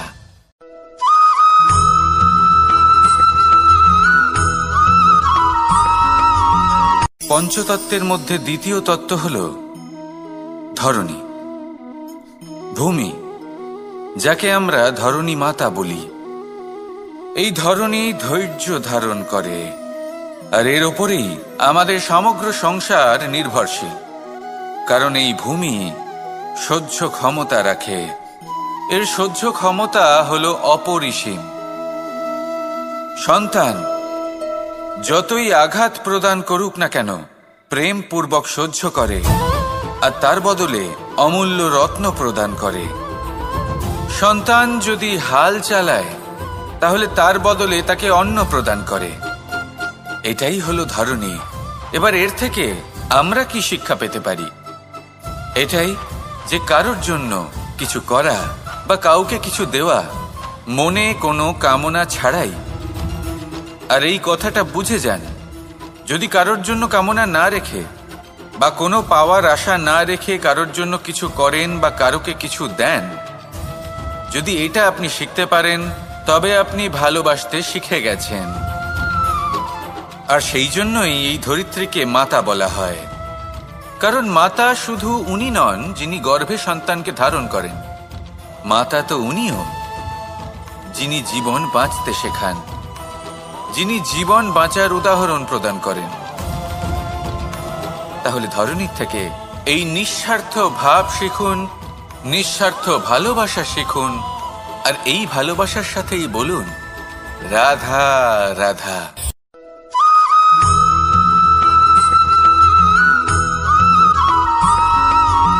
মানুষ জন্মগ্রহণ করে, তার সাথে ভয়েরও জন্ম হয়। ছোটবেলা থেকেই আমাদের মনে কোনো না কোনো প্রকারের ভয় থেকেই যায়। কেউ এই বিষয়ে ভয় পায় যে তার কোনো বস্তু তার থেকে দূরে চলে যাবে, কেউ এই বিষয়ে ভয় পায় যে আমি নিজেকে হারিয়ে ফেলব, কেউ এই ভেবে ভয় পায় যে আমার প্রিয়জনেরা তারা যেন আমার থেকে দূরে না চলে যায়, কেউ এই ভেবে ভয় পায় যে আমরা যেন পথ না হারিয়ে ফেলি, আদি ইত্যাদি। কিন্তু সত্যি কথা বলতে, ভেবে দেখুন এই ভয় বাস্তবে কি? শুধুই একটা মনস্থিতি, আর কিছুই নয়। যা কিছু আপনি জীবনে পেয়েছেন তা একদিন আপনাকে হারাতে হবে। এই জীবন হলো আপনারই, কিন্তু তাও একদিন সমাপ্ত হবে। তাই ভয় পেয়ে কি লাভ? এই ভয় শুধু আপনাকে জীবনযাপন করা থেকে বাধা দিচ্ছে, আর কিচ্ছু নয়। পথ হারিয়ে ফেললেই বুঝতে পারবেন যে নতুন পথ কিভাবে বানাতে হয়। কিছু মানুষকে জীবন থেকে হারালে তবেই আপনি বুঝবেন যে আপনার আপনজনকে। এই ভয়ের কারণে ভীত হয়ে থাকবেন না। এই তারা নক্ষত্র অন্ধকারের অভাবে গুরুত্ব হারায়। শিবকেও মহাদেব হওয়ার জন্য বিষ পান করতে হয়েছিল। প্রত্যেক পরিস্থিতি, প্রত্যেক সাফল্য আপনার পরীক্ষা নেবে, তাতে উত্তীর্ণ হওয়া হলো আপনার কর্ম। যখনই আপনি ভয় পাবেন বা সংকটের সম্মুখীন হবেন, তখন সাহসের সাথে তার সম্মুখীন হন। মনে রাখবেন, যে সম্মুখীন হতে জানে সাফল্য তার সাথে সবসময় থাকে। আসুন আর আমার সাথে ভালোবেসে বলুন রাধা রাধা।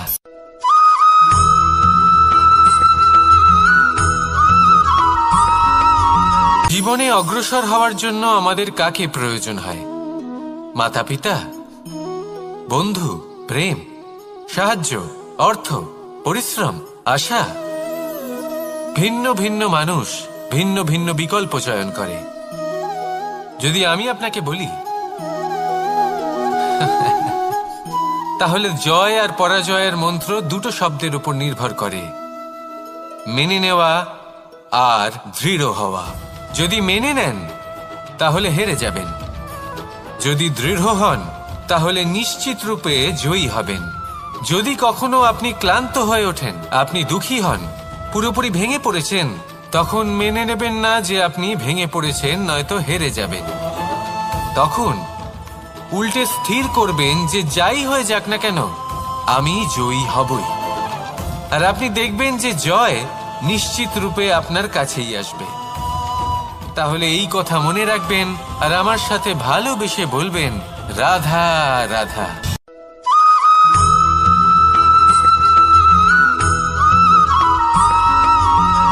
এই সংসারে কোনো বস্তু হোক বা ব্যক্তি হোক, তার একার গুরুত্ব কিন্তু খুব বেশি নয়।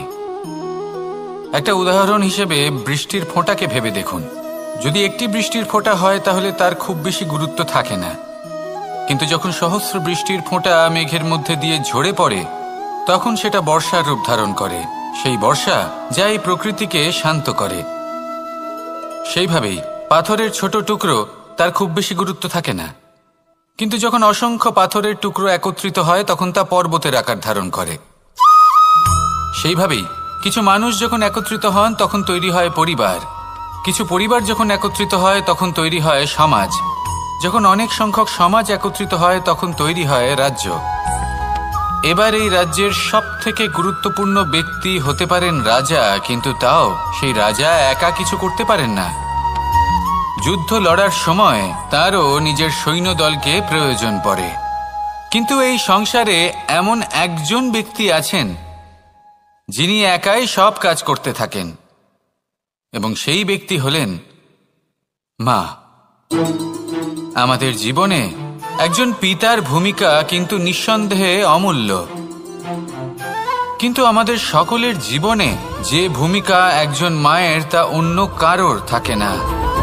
একজন মা একাই সন্তানকে বড় করতে পারেন, সংস্কারী করে তুলতে পারেন, তার জন্য পরিশ্রম করেন।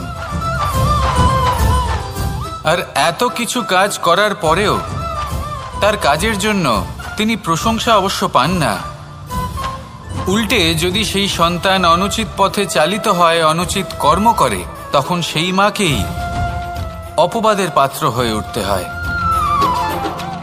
আমাদের জীবনে মায়ের যোগদান কতটা সেটা বুঝুন।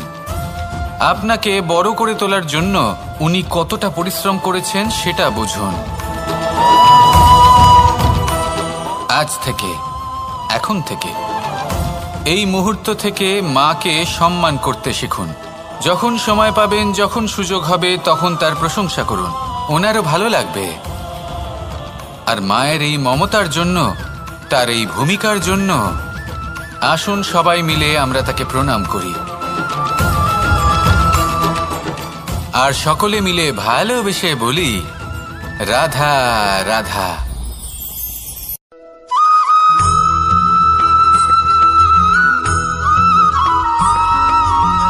এই সংসারের সবথেকে গুরুত্বপূর্ণ তত্ত্ব কোনটা? প্রথম হলো সময়। জন্ম থেকে মৃত্যু পর্যন্ত এই যে সময়, এটাই তো হলো জীবন। দ্বিতীয় হলো জীবন, যাতে আমরা সময়ের সদ্ব্যবহার করি, শ্রেষ্ঠ থেকে শ্রেষ্ঠতর কাজ করার চেষ্টা করি। বহু বছরের এই পরম্পরা, এই সংস্কৃতিকে এগিয়ে নিয়ে যাওয়ার চেষ্টা করি।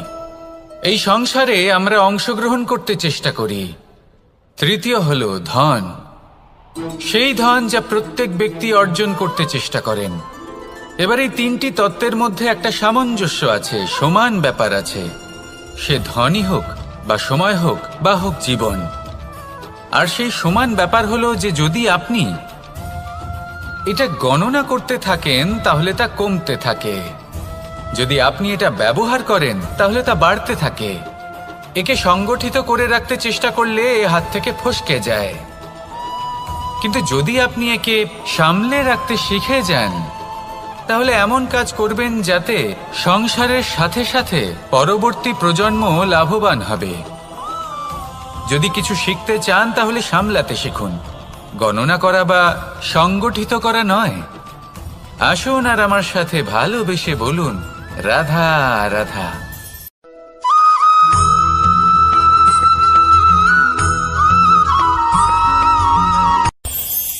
এই সংসারে আমরা প্রকাশ কোথা থেকে পাই? এর উত্তর বড়ই সরল। ভোরে যখন সূর্যোদয় হয় তখন প্রকাশের কিরণ আমাদের ঘরে এসে পৌঁছয়। এইভাবেই আমরা প্রকাশ লাভ করি। এবার এই প্রকাশের আলোতেই আমরা সারাদিনের কাজ সম্পন্ন করি।